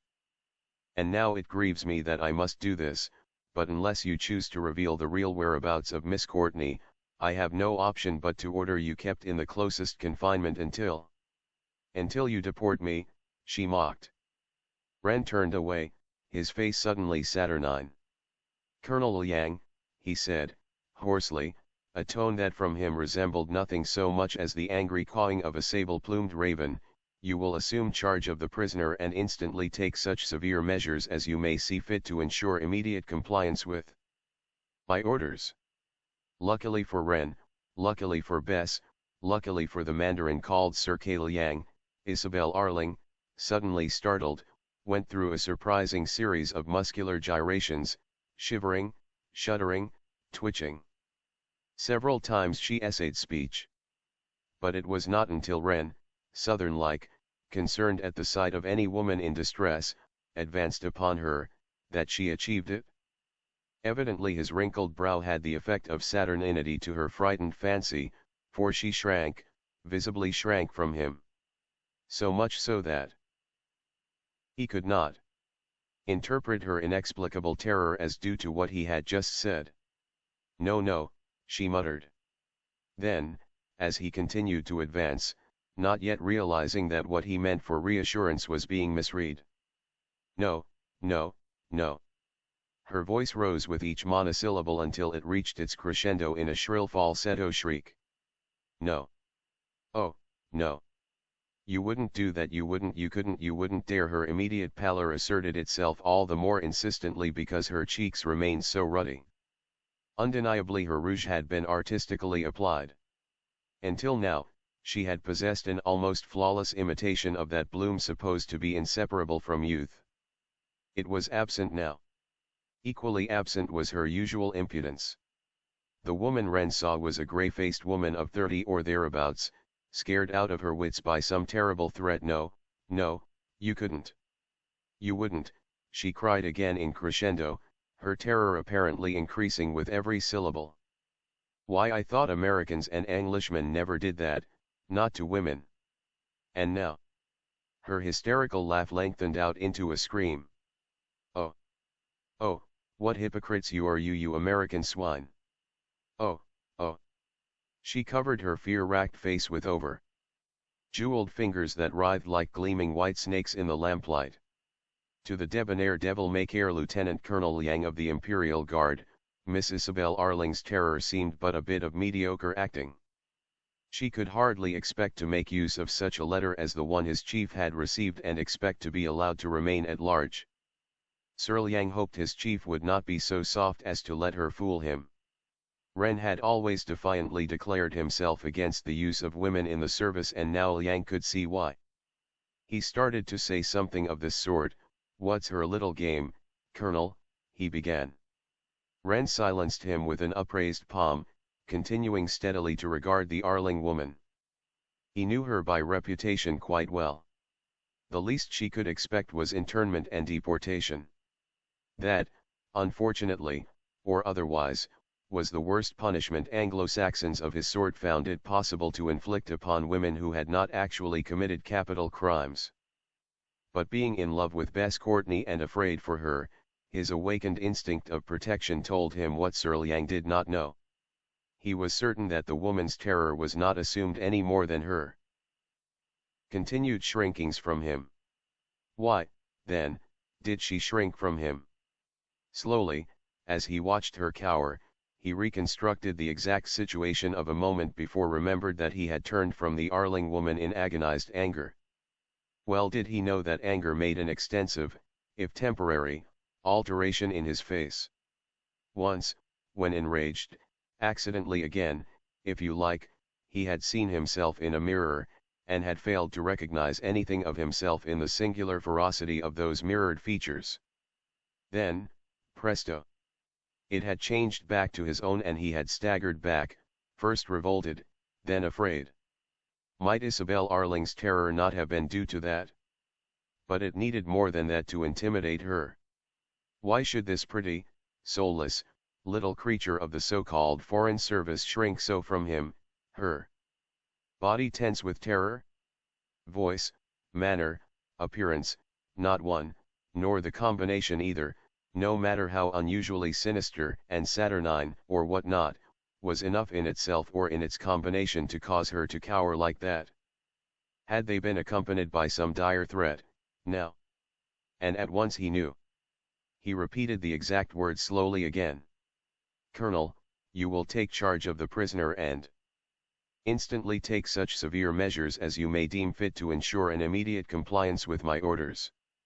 He paused where he paused before. It was a muffled moan that he heard now, but it began almost instantly to arise to a hysterical shriek again. Eureka! His surmise was the correct one. Having previously assured himself that there were no mirrors to betray him, Colonel the Mandarin Ren deliberately winked at Colonel the Mandarin Liang Hao. "You understand?" he demanded, cryptically. But Sir Liang Hao did not understand. "They have an idea," pursued Ren, contemptuously, "that we will not torture women." Ren, having assured himself that Sir Liang was beginning to understand, studied her curiously. Here was the secret to unlock her tongue. Her amiable associates were about to be hoist with their own petard. Her mind had been running upon torture. The letter was written to get him where he could have personal experience of such inhuman practices. Yes, it was not only Bess who was to be sacrificed, but himself, too. Both the Dowager and Japan wanted him out of the way. And now evidently they were allied. And now a few unconsidered words of his had put them both wholly in his hands. "Sir Lang," he said slowly, "how long since Gorwitz has been below earth?" Out of the tail of his eye he saw her fingers slowly unlock about her face. Gorwitz, Ren was well aware, was a Japanese mystery. He had been seen last in Shanghai one afternoon in company with one of the ladies that real ladies saw only on the Bubbling Well Road in the afternoon, their nocturnal divertisements automatically barring them from closer acquaintanceship. And that was the end of Gorwitz so far as Tokyo knew. Now Sir Liang knew as well as did his chief how Gorwitz had died that night, still resisting when the last shot in his lugger had been fired, for Gorwitz had stolen documents. But Sir Liang had been too well trained not to follow the spirit rather than the actual words when his chief gave the lead. "In this present prison place, you mean? Not quite 6 months. Quite evidently he must go deeper, then, my friend. Our young lady here shall take his place. We are in more haste with her. With Gorwitz we could and still can afford to wait." "No, no," she moaned, and threw herself at Ren's feet. "We are in no mood to waste mercy on you, Fräulein," he answered her harshly. "That is all very well in England and America where we have to fear exposure. To return to Gorwitz, he is not dead." Ren shook his head. "Not yet. Or I should say, not quite. In his case, you will understand, we had no cause to hurry. Your case is utterly different. We will endeavor to give you a lesson in how skillful we can be, and in so very short a time that you will be quite willing to tell us anything, anything." His smile was so ghastly that she hid her eyes again. "Take her along, Sir Liang. But first have your men tie and gag her." When she unlocked her eyes at Liang's touch, Ren still smiled, but with the cold, hard luminosity of northern lights upon an icy polar sea. A fit of shuddering overtook her. "Tell her, Liang," he cried, lying, like one inspired to save the woman he loved. "Tell her of the torture, Liang. Tell her what we have done to Gorwitz, what we mean to do. Tell her of the subterranean cellars that have served him for his living tomb. How now he lies in one so deep and so dark that the miasma racks his very bone. How, even if he had his sight again, and were brought to the daylight, the first rays would blind him. Tell her that for a year, when he still had his sight, we allowed him not so much as a candle. Go on, tell her, Liang. But he knew, too, that Liang would never be allowed to tell his tale. As soon as the woman recovered strength enough to push herself up on her flattened palms, the haggard face, out of which looked eyes like burnt-out cinders, that she upraised told Ren. He had won. Why did he not tell, she gasped. He went mad, Ren said, simply. My God. Hastily, the words overleaping one another, she told him of the place where he would find Bess Courtney, adding with frantic voice, take a heavy guard. I want you to be sure to return. They expected you alone by the gates. Go by the underground way and take men enough to protect you. Go. Go. It will not be fair to torture me because you are so slow, but Ren interrupted her frantic description. Enough, no more is necessary. But to find her and protect yourselves. You are going with us, said Hamilton Wren, then we shall be sure that you will tell us the truth. The household squadron rides late in Peking, as in other great cities of China. Even a score of years ago, one could look over one's shoulder and see asphalted boulevards where in the show windows of shops the latest song hits and magazines from New York and London were displayed, and others flaunting the last cry in the modes the mannequins were then wearing in Paris. In the morning, boys in cricket caps might have been seen going off to English grammar schools, wearing house colors in their striped neckties, girls on bicycles on their way to seminaries for young ladies, dashing dog carts being taken back by severely correct English grooms in buttoned leather leggings and checked riding breeches. Above the legations the flags of the various white man's countries were flung to the breeze. From afar off, where the railroad winds its way outside the last of the city's walls, one might hear the toot of a Baldwin locomotive.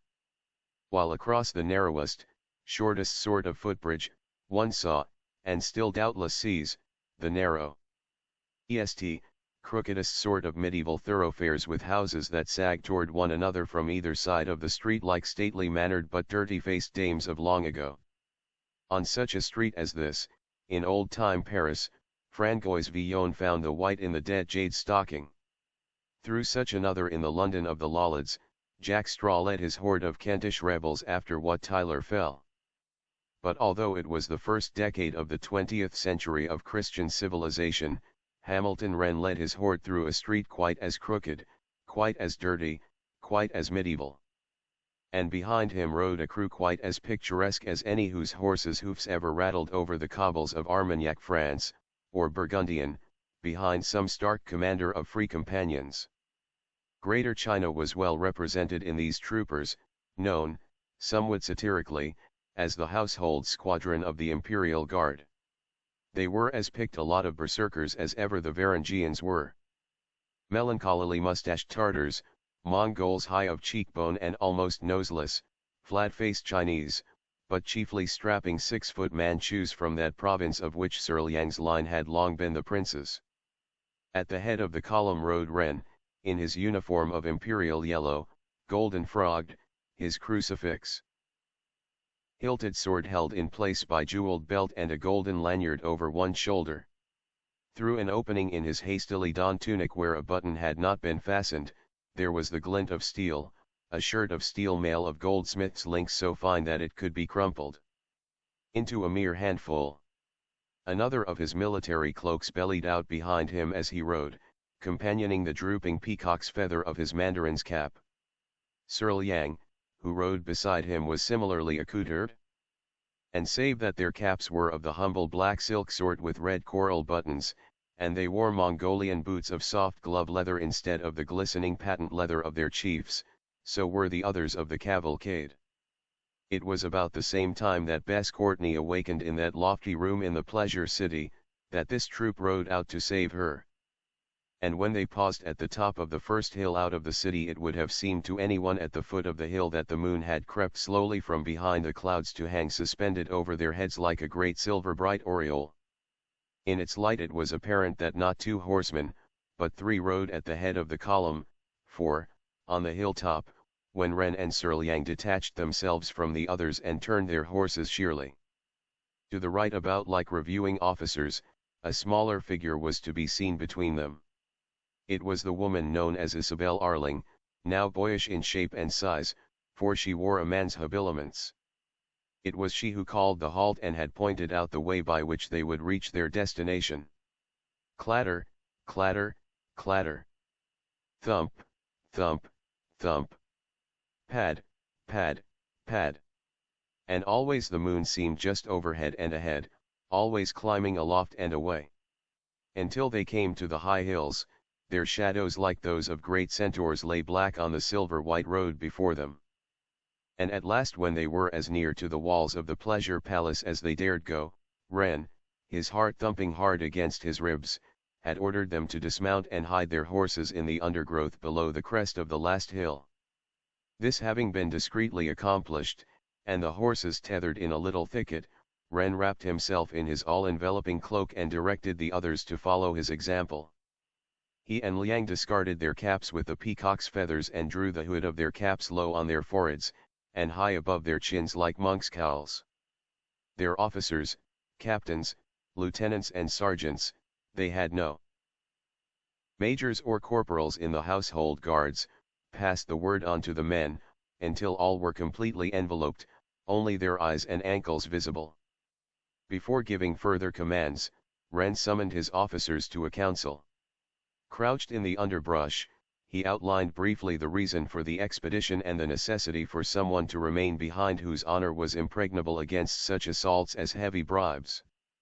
To see that our hostage does not escape paying the penalty. Should she have misinformed us and should we fail, someone must guard her, must remain alive to carry her back to Peking. The slender figure which even in cape and cowl stood out among so stalwart a crew, pushed her way to Ren's head. "I won't be left, I won't," she announced frantically. "Let me go with you. How else can you find the secret way? And have you lead us directly into a trap, that, as it snaps on us, releases you?" asked Ren harshly. "And if you fail because I have not shown it to you, you leave me here to be mercilessly punished for what was not my fault." "No.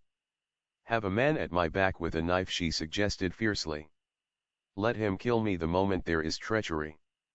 That would ensure my death before I could get free. Wouldn't it?" But although Ren had brought himself to psychic threats, actually he was loath to expose a woman to physical dangers. Above all things, however, she must not guess this. So again he refused, giving his lack of faith in her as his reason.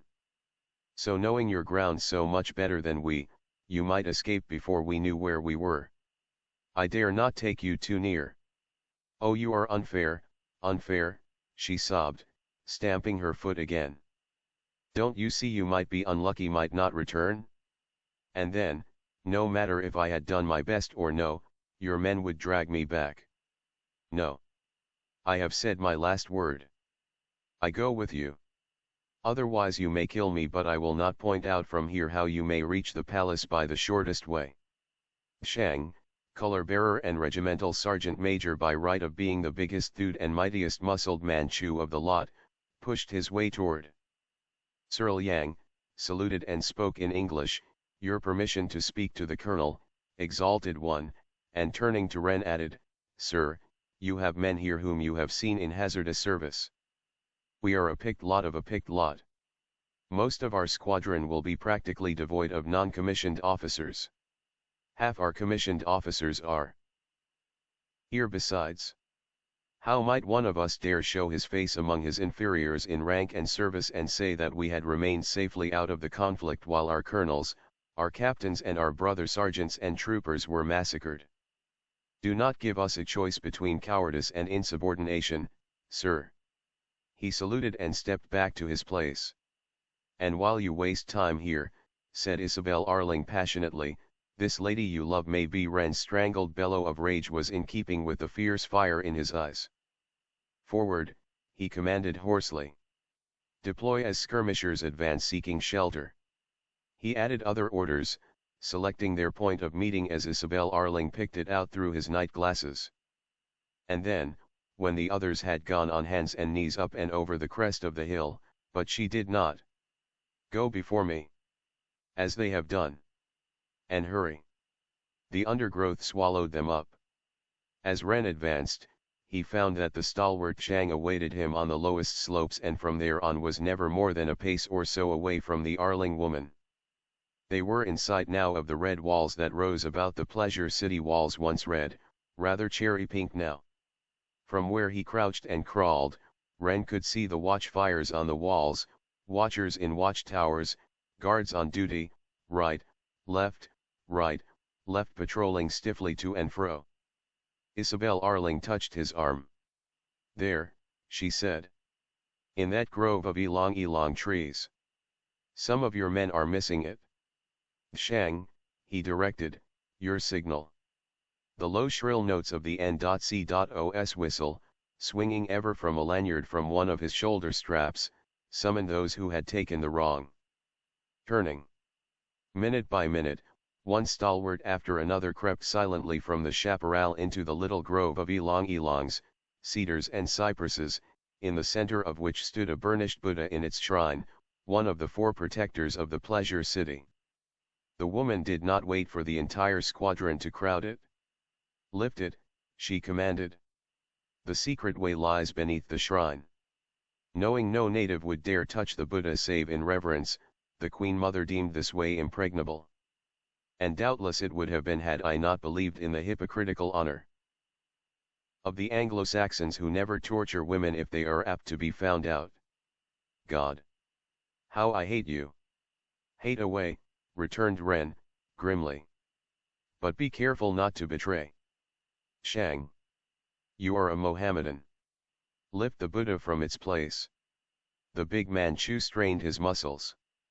The squat, bland-featured Buddha was indeed a test of strength. Shang lifted it with all reverence into the shadows, while Ren exerted all his strength to slide back the copper-sheathed slab beneath it. A wide passageway yawned below, step after step cut out of the chalky hillside. When Sir Liang had called the muster roll and all had answered, the signal was given and the men crept slowly to the shrine, leaped the barrier and began to descend the spiral stairway. But before their feet touched the second step, each man's hand was gripped by that of their colonels and held while Ren said goodbye. At no other time did any of them remember it to have been so husky as it was now. The secret stairway won one air, here, whispered the Arling woman /I out of a dry throat. Here, feel along the walls, sliding walls. Quietly, for God's sake. It seemed to Ren that they had traveled miles since they descended into subterranea. The spiral stairway seemed to run on forever, miles in and miles out of empty tunneling that never followed a straight line. Built so, he imagined. For in case of a hostile invasion, were its secret betrayed, each abutment would give shelter to a squad of riflemen. At some points there was room enough for a machine gun. Finally he confirmed this idea by flashing his torch upward above an abutment or two and saw embedded in the chalk a tile of red porcelain with ideographs representing several numerals burned into it.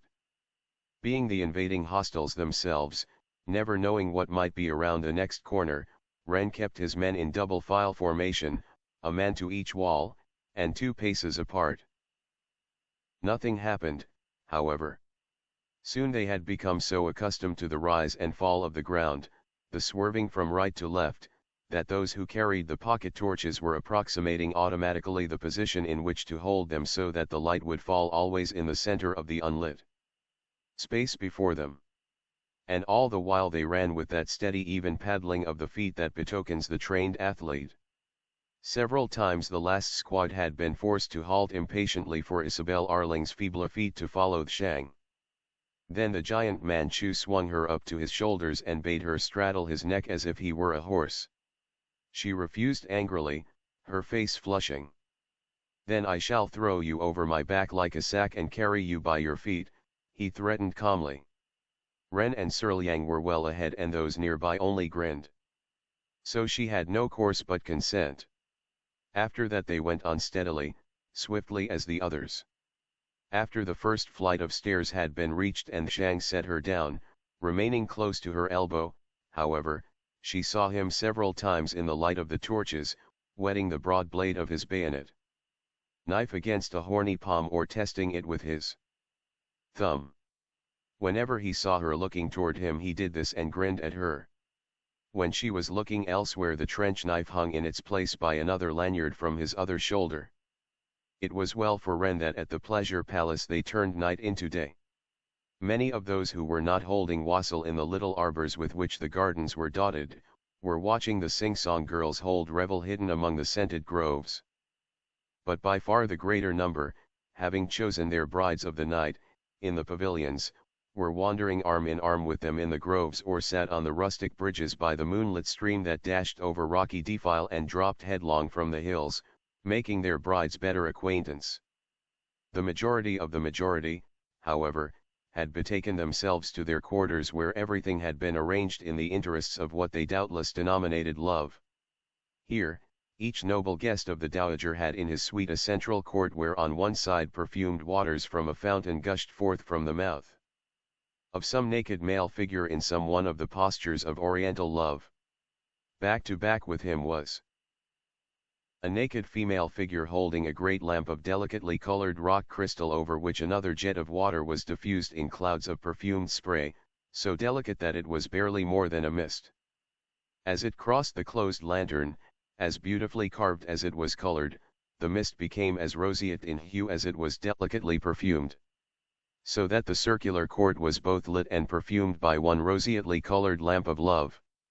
The cascade that fell from the male figure's mouth and the spray that dripped from the female creature's lap both joined together in the circular pool below where its delicious warmth was retained by pipes at the bottom gushing forth hot water.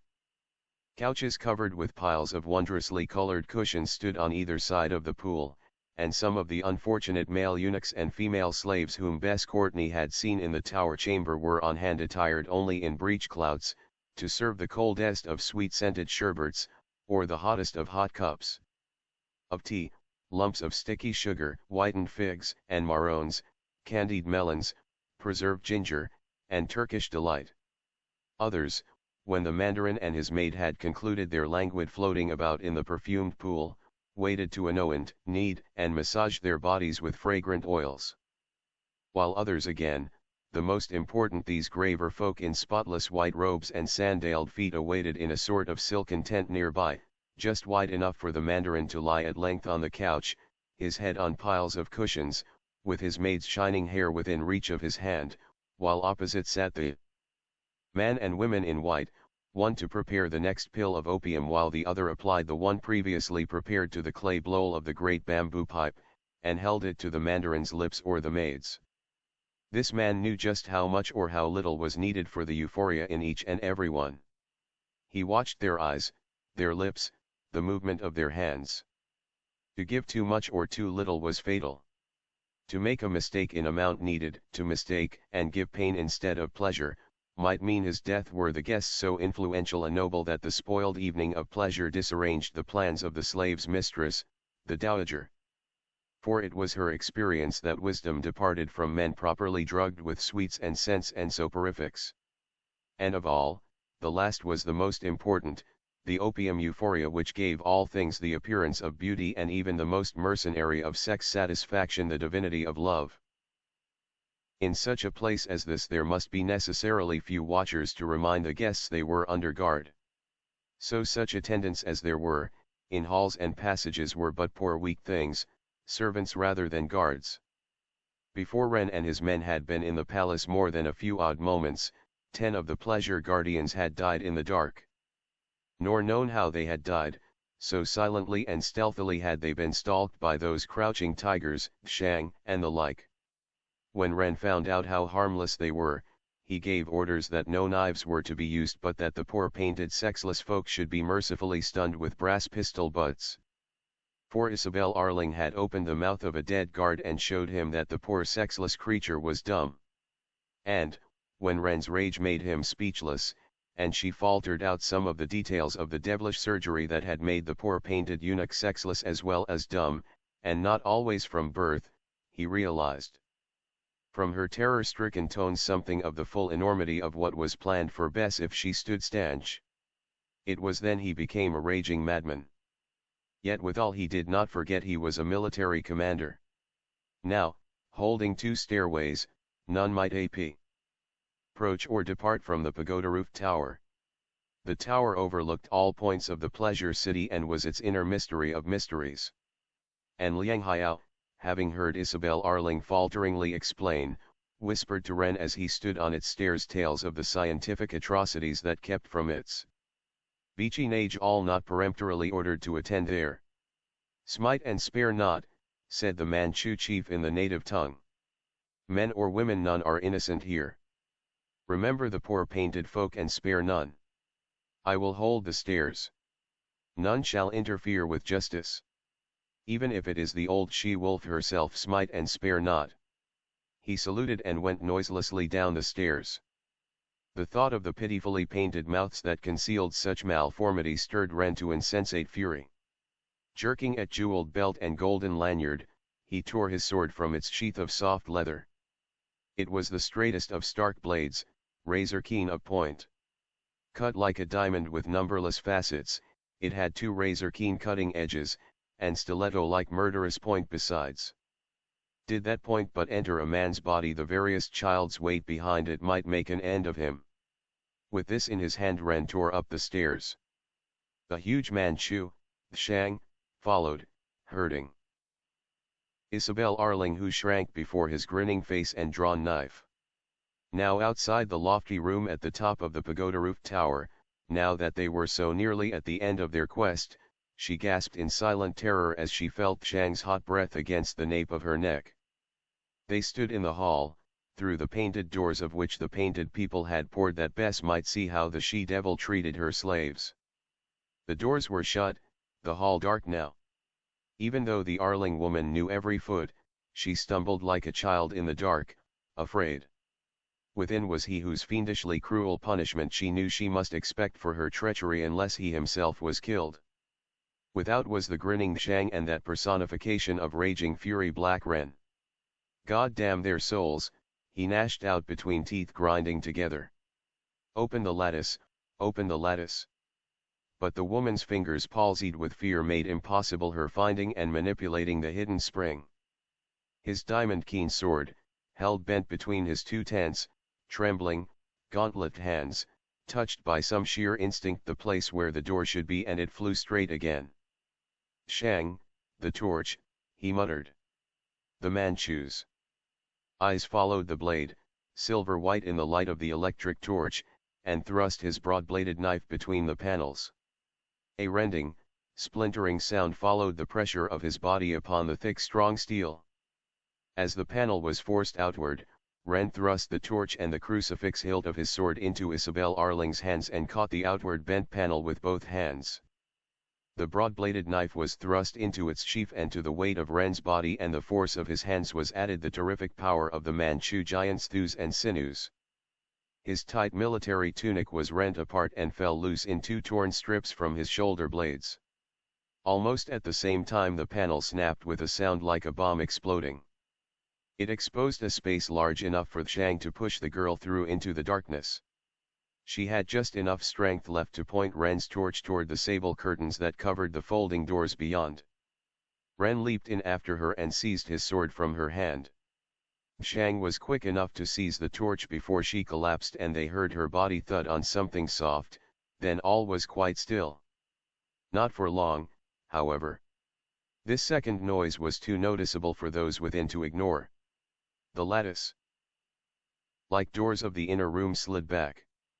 At the sound of movement behind them, Shang's torch snapped out. The face of Sugiyama appeared between the sable curtains. Instantly he dropped to his knees and disappeared. Ren's eyes followed him mechanically almost, if only to forget what the opening doors had revealed, a thing of horror. The operating table, a white-clad surgeon in a hospital gabardine, opposite him, a skeleton thin man in a blue linen belted robe. Both had cruel high cheekbone Tartar faces. The male nurse held fast to an anesthesia cap, pressing it down hard upon an upturned face. Almost touching her, his face bent low, leaned the gabardine Tartar, the glint of the operating light upon a thin slice of shining steel. Apparently only Sugiyama had suspected and feared. It had been some time since Bess had recovered consciousness to find herself lying on the operating table and to have Sugiyama explain what they meant to do. They had no desire to make her like one of the painted folk she had seen. But unless she gave up the keys. Shang heard the muffled sob of his chief, the only man or woman for that matter who had ever won the fierce affection of this human bulldog. He plucked out the heavy, brass-butted pistol of the same name, and snarling animal fashion through his bared fangs, let it bark twice. Before they had realized the danger in the disappearance of Sugiyama, the scalpel fell from the surgeon's hand, the conical cap from that of the male nurse. He followed his cap to the floor where he lay face downward. From his hair there crept something like a dark and aimless snake, thin at first but growing thicker as it grew longer, zigzagging across the polished floor. As for the Tartar surgeon, he still held himself stiffly erect, staring. But Shang's bulldog barked for the third time within the minute and he fell on his knees, then, like a jack-in-the-box, shot up, collapsed and fell over backwards against the operating light. It crashed over with him, leaving the room in darkness again. Ren had not moved a muscle nor blinked an eye since Shang had heard him sob when he saw Bess lying there. His eyes, had not the kindly darkness hidden them, would have seemed as dead as the surgeon's, so utterly expressionless was their stare. Now, like a corpse galvanized, he moved swiftly, almost as if he saw in the dark.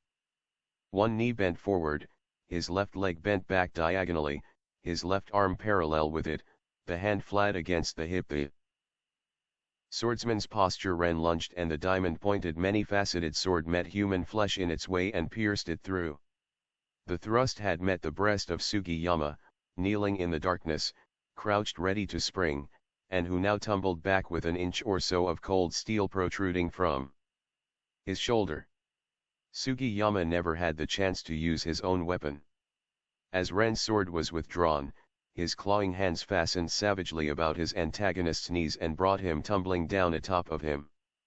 Sugiyama writhed, blood pouring from his wound. The butt of the automatic he carried thrust in his high waistband beneath his loose robes, had deflected the sword point from a vital part.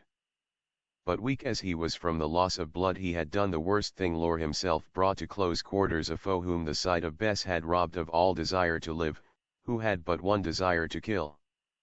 To this end he had shortened his sword even as he fell, and now, while Sugiyama, seeing his mistake too late, tugged at his automatic, Ren's diamond-faceted sword, handled like the stiletto its point so much resembled, drove downward through thews and sinews, flesh and bone, and the sanguinary flood that stained his hand gushed from a heart that had stopped beating.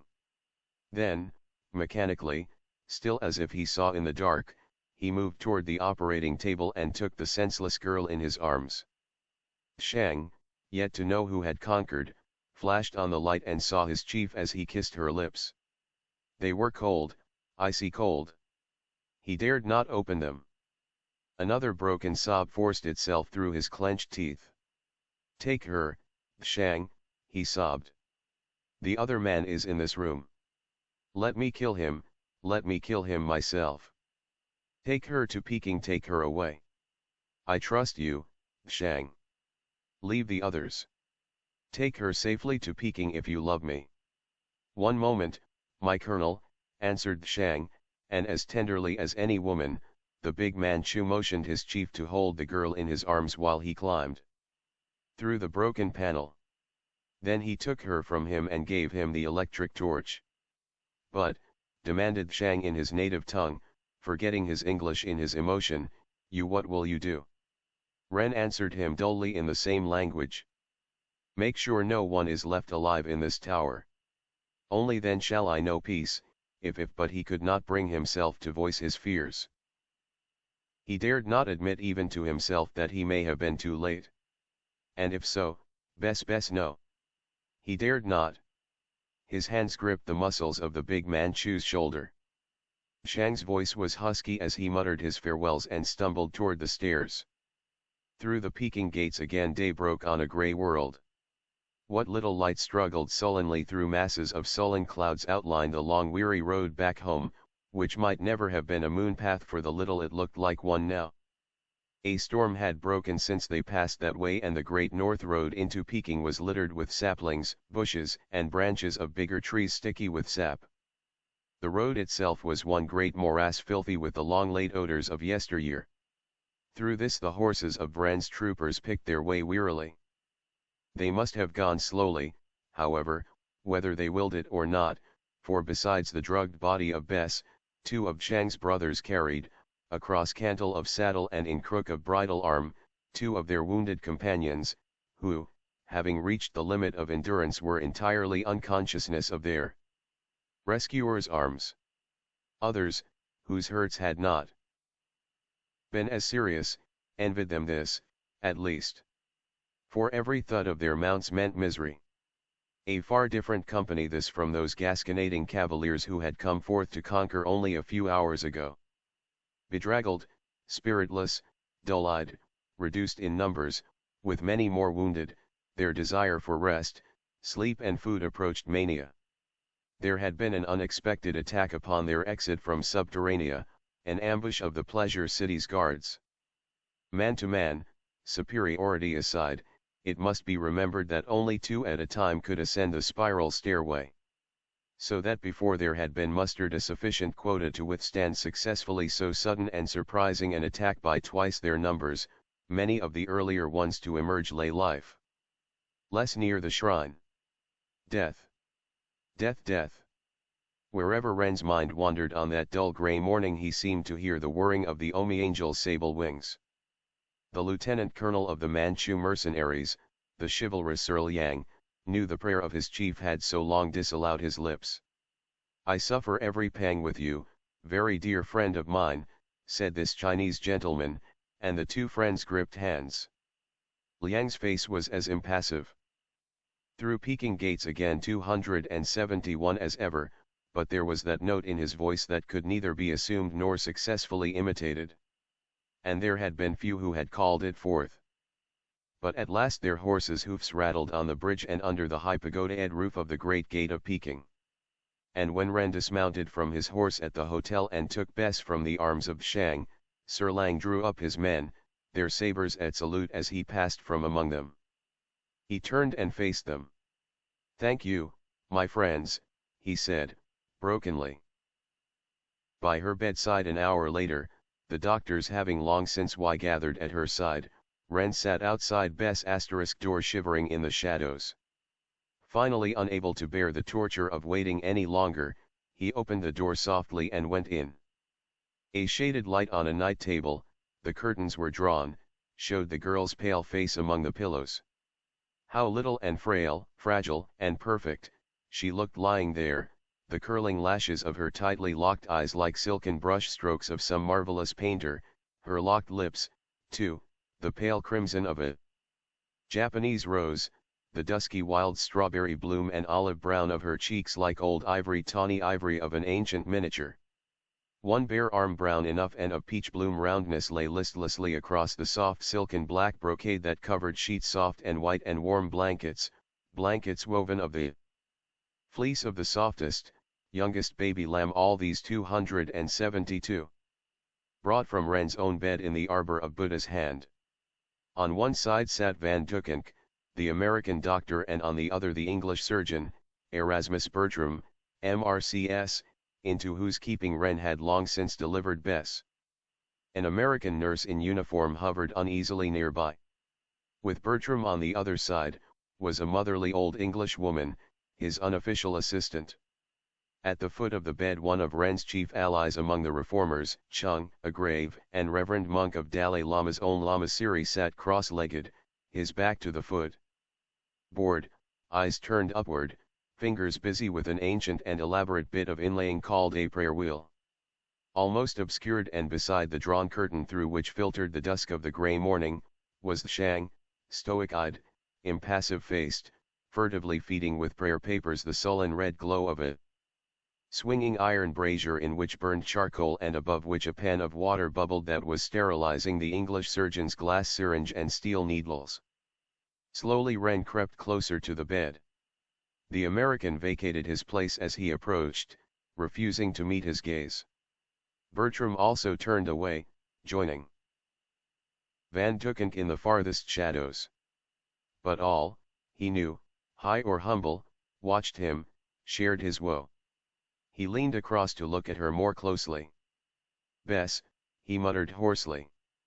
"Forgive me, oh God, forgive me for what I said that night, Bess." And then, like the sleeping beauty in the fairy tale, her silken lashes trembled, her eyelids fluttered like frightened butterflies. Her dark brown eyes, like woodland pools deep in sedge, the starlight on them, were suffused with an even darker look of pain and suffering. The sight of him seemed to trouble her, stirred something deep down. "Half forgotten. Hamilton, did you say you forgave?" Her lips quivered and barely moved, that was all. But somehow he heard what she had hardly whispered, and when her eyelids drooped again, 2 tears, like tears of blood, forced their way from their corners. The curling, silken lashes, suddenly wet, lay closer to her cheeks, almost as if they were painted there. "I forgive. Bess, it is for you to forgive you." Suddenly he realized he had deceived himself.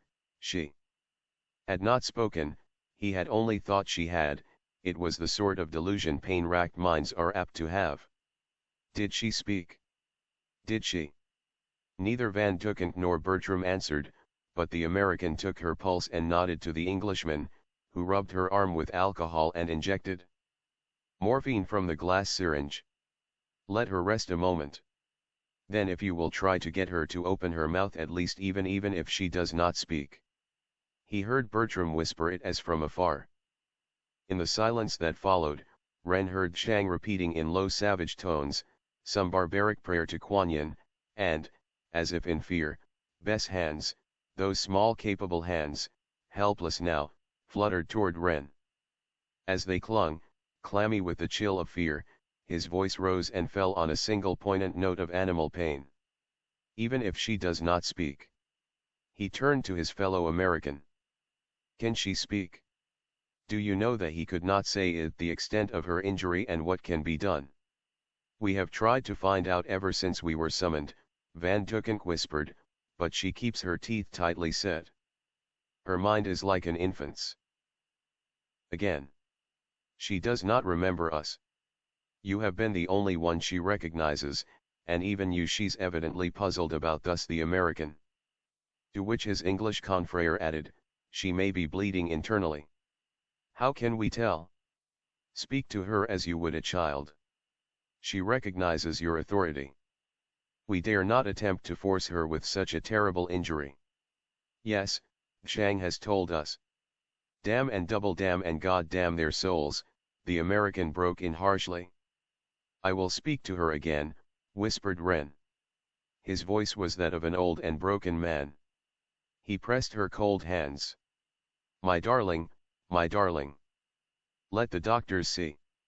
Speak to me, only open your mouth, open it and try, won't you, for my sake." Obediently she unlocked her lips to obey him. "Now Bertram, now Van Duyckink please," he sobbed, and turned his head away. Then he released her hands. Her pale lips quivered and again tears came to her eyes. He heard the low-pitched persuasion of the doctors. Evidently she had acceded. Some technical instructions followed from Bertram. Van Duyckink was focusing the tall contrivance that would send a concentrated ray into her mouth and throat. Wren could see the ray travel swiftly back and forth on the ceiling like a sunglass in the hands of a boy. Then evidently, it was focused. Wren stood as one stricken into stone. He could sense the fact that no one was breathing. No one. A startled exclamation from Bertram, a jubilant cry from Van Duyckink, a duet of incredible amazement. Silence again, the heavy intakes of breath on the part of all in the room. "In God's name," Wren began, not daring to turn around. His shoulder was suddenly twisted, himself twirled around, Bertram on one side, the American on the other. "Look," cried the latter, "look look look." Without so much as "by your leave," he put one knee on the great bed and opened Bess' mouth twixt thumb and forefinger. As obediently as any child of 6, she obeyed his order to keep it open, looking eagerly at Wren as if to make sure she was pleasing him. Wren stared. Stared piteously, afraid of not understanding, afraid to try to understand. But she cannot speak. You saw her try. The American crossed swiftly to Wren's side to explain their theory. He spoke in tones too low for her to hear. Evidently you came just in time, probably just about to operate, was the anesthetist. I thought so. Hold the cone, you would have remembered if the surgeon's scalpel had been stained, wouldn't you? You see now, To each and every question of the Americans, Bertram, who had crossed to Wren's left, nodded affirmation.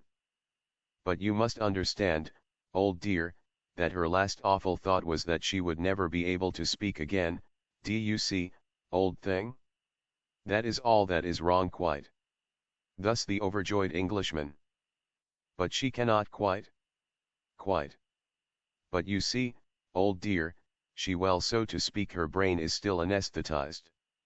A type of temporary amnesia, not exactly uncommon.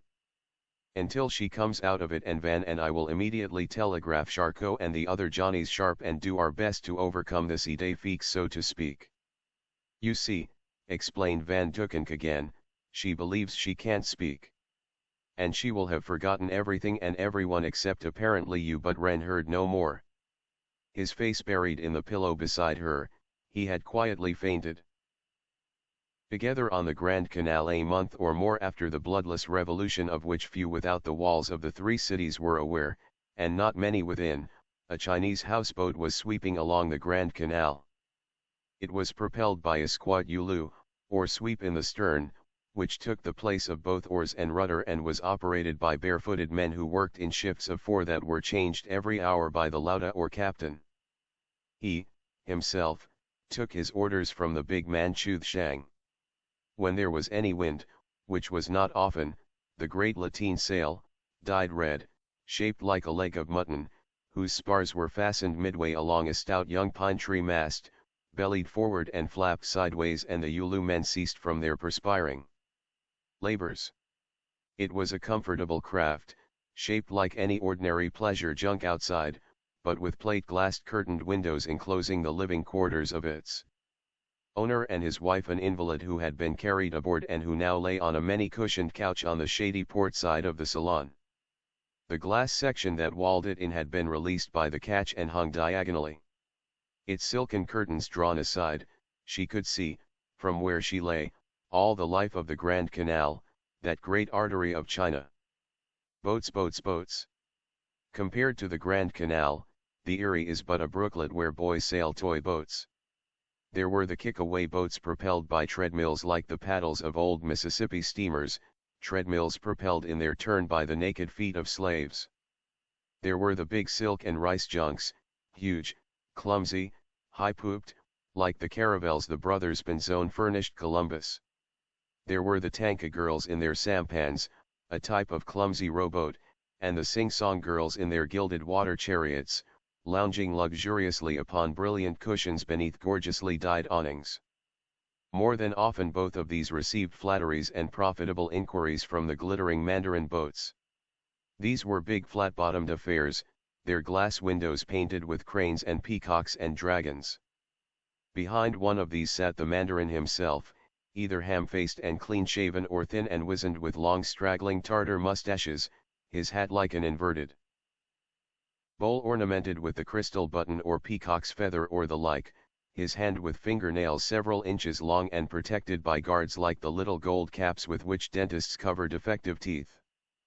The invalid, wife of the owner of the big Yansu junk, from where she lay on the couch, saw these hands with the gold-guarded fingernails point frequently the fan they held so languidly in the direction of some carmine, red-cheeked, green-jaded, glossy black-haired sing-song girl, whose henna-stained fingernails plucked at the strings of her sanhine. And, remembering the painted folk of the pleasure palace, Bess Courtney turned her head away. No, not Bess Courtney. She had another name now, the same as that of her companion, the man who sat on the silken rug at her feet, one hand holding hers. Together during hours of silence, they had watched the life of the river, and that of the flat surrounding country, long stretches of green rice fields with tiny canals everywhere like streaks of silver when the evening shadows fell. Here and there was a pilo, a stone obelisk like a finger pointed to heaven, which was what it was intended to be, for it was there to keep devils away. Or else there was an ornamental arch leading to a green pleasance above the river, and gaily painted and set down amid dwarf cypress trees. And every 10 miles or so was an arbor, a resting place for the rich, a flight of stone steps, the lowest one submerged except at low tide, or green with river slime, and leading to an inn, approached through 4 pillars of imitation red lacquer, holding up a crenel lated green roof that curved downward to meet them, its eaves within easy reach of the hand. It was nightfall before either Bess or Wren spoke, save for a yes or a no. It was she who finally broke the silence. "So you risked your life for me, a thief, don't, Bess? And married me before I could explain, married me while my mind was like a child's and might have remained so forever. Hamilton, Hamilton, what a trump you are, my dear. I'm not worthy of you, don't, Bess, don't. It is I who am unworthy." She closed his lips with her kisses. "I never knew men could love like that. Women, yes, it is their affair, love. But me? Don't you want me to explain now, dear one, explain how I came to be the thief you called me? Can't you ever forgive me for that?" he broke in, hoarsely. "Bess, wait, Hamilton. You were right. I was a thief. But I can explain." She silenced him with an upraised hand. "Yes," a still, small voice went on, "I can explain. That Chinese whose picture I painted was the Chinese I took home at Roland Park that day. The first time I ever saw you, Black Wren, you do remember? Years ago. Yes, the one Chuan spoke of, the exiled Mandarin. And he gave me the keys. You knew that? I told you long ago. Afterward he died. Well, it was like this. Before I thought of coming here, I found that Austin had taken money given him by my aunts, all they had, and lost it in speculation. We were very poor. I couldn't make it up, and it was all they had, the poor old dears. And Austin asked me to use the keys. I didn't want to use them, Hamilton. I didn't want to, indeed, I didn't. But then came this chance to paint the picture, and I didn't refuse. Can't you see? It was the family shame and the 2 old women, my aunts. And so I came. And then I grew to love you, Hamilton, and I couldn't bring myself to use them, couldn't. But while you were wounded I thought of our prospects, how little we would have if you quitted China. And oh, things were so unsettled. And there are so many dependent on me. So I went that night to The Temple and took them, not many, only enough to repay Aunt Malvinia and Aunt Kitty, and something over for us to use. Can you see and forgive? After all we promised one another that glorious night, we discovered that we cared." He raised the sleeve of his coat and brushed his eyes. "There must be mutual forgiveness," he answered at length. "It seems both of us promised too much that night we found we loved one another. Promised more than we could fulfill. We made a mistake, imagined our natures were to be utterly changed. When I came out of my illness, I, too, wondered what we should do away from China, saw a black future for us both. And so I went on with plotting. He faced her. Yes, I did. I who raved and frothed when I found you on the steps of the temple, I who denounced you, God forgive me, as a thief before giving you a chance to explain. I had gone back on all I had promised you and had gone on with the plot. The date of rising was set for that very night. I carried the rockets in my hands which would give the signal for the reformers to rise throughout the 3 cities. I loved you dearly. I wanted you and power too. The stars put strange fancies in our heads that night, let us blame it on the stars. She put both hands on his shoulders. Hamilton, you do love me, don't you? He took her in his arms and his lips met hers hungrily. You see, Bess, he went on, it was neither the ideal nor the physical. I couldn't have loved the ideal, for you aren't the ideal any more than I am, but I love you just as much. We have confounded love with a lot of musty platitudes. I don't love you because you're good, or clever, or beautiful, but just because you're Bess, and you, well, I suppose you must love me for just the same reason. But we weren't satisfied with the beautiful thing that love is in itself. We had to tack on morals and fine frenzies, and copybook maxims when the real thing is so far beyond our realization that when we tell one another of it, we've only 3 puny, paltry, little words, cheapened and debased for thousands of years, by every lecherous rascal in the world. The 3 little words are enough, she breathed, when you say them, dear. When she looked up at him he spoke, telling her of the plot, the occurrences of the night, the deaths of Chuan and Ujiki, touched lightly on her rescue, her loss of all memory except her remembrance of him, their marriage when the doctors said her memory might sleep for years, its awakening that morning while she lay in his arms. And now he concluded, Peking, all China, is ours for the moment that is. Old Yuan Shikai, China's greatest man since Confucius, rules in the name of our weakling emperor. On the surface all is the same. The new China is with us, the men educated overseas, at Oxford, Harvard, St. Cyr. Not damn fool Democrats, thank God. China will never split on that silly rock. Not democratic donkeys, but benevolent autocrats, men whose one thought is to give the best that is in them to their country. Since the old she-wolf's attempt to murder her old-time puppet, Kwang Hsu, has been discovered, we permitted her assassin to get within reach of the emperor apparently before we nabbed him. Xushi is practically a prisoner.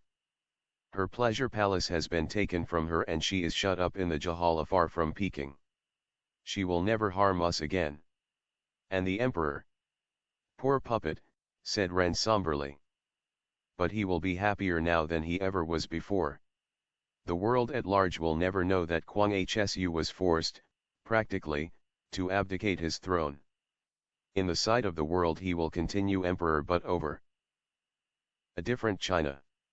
For China will be rid at last of the harpy, Xushi, who has sucked its blood for so long.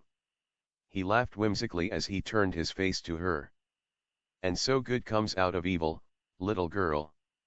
Good for China out of my evil and yours. It's only an ethical thing, this question of right and wrong. We are safe only when we follow our strongest instincts. If I had abandoned my share in the plot, China would have been given over to Japan. Had you renounced your theft, you would have brought starvation and dishonor on your family. And for what? That a pair of idealistic fools ourselves might drift aimlessly about the world and commend our consciences. He reflected for a long time as day faded into the luminous dark of a night of stars, their light reflected on the water in long broken lines like that of the boat's multicolored lanterns. And in time, he said reverently, when the people have learned enough, there will be some sort of a real republic, a bloodless one, please God. And it comes so much the sooner because we were not ethical, Bess. Thank God we were not, she said, soberly. Thank God for the good that came out of our evil. And thank God that what we love in one another is what we are, a willful woman, a heavy-handed man. We do love one another for just that, don't we, dear? He raised her hands to his lips, and they sat for a long time in the starlit darkness, his head still bowed over them. The end.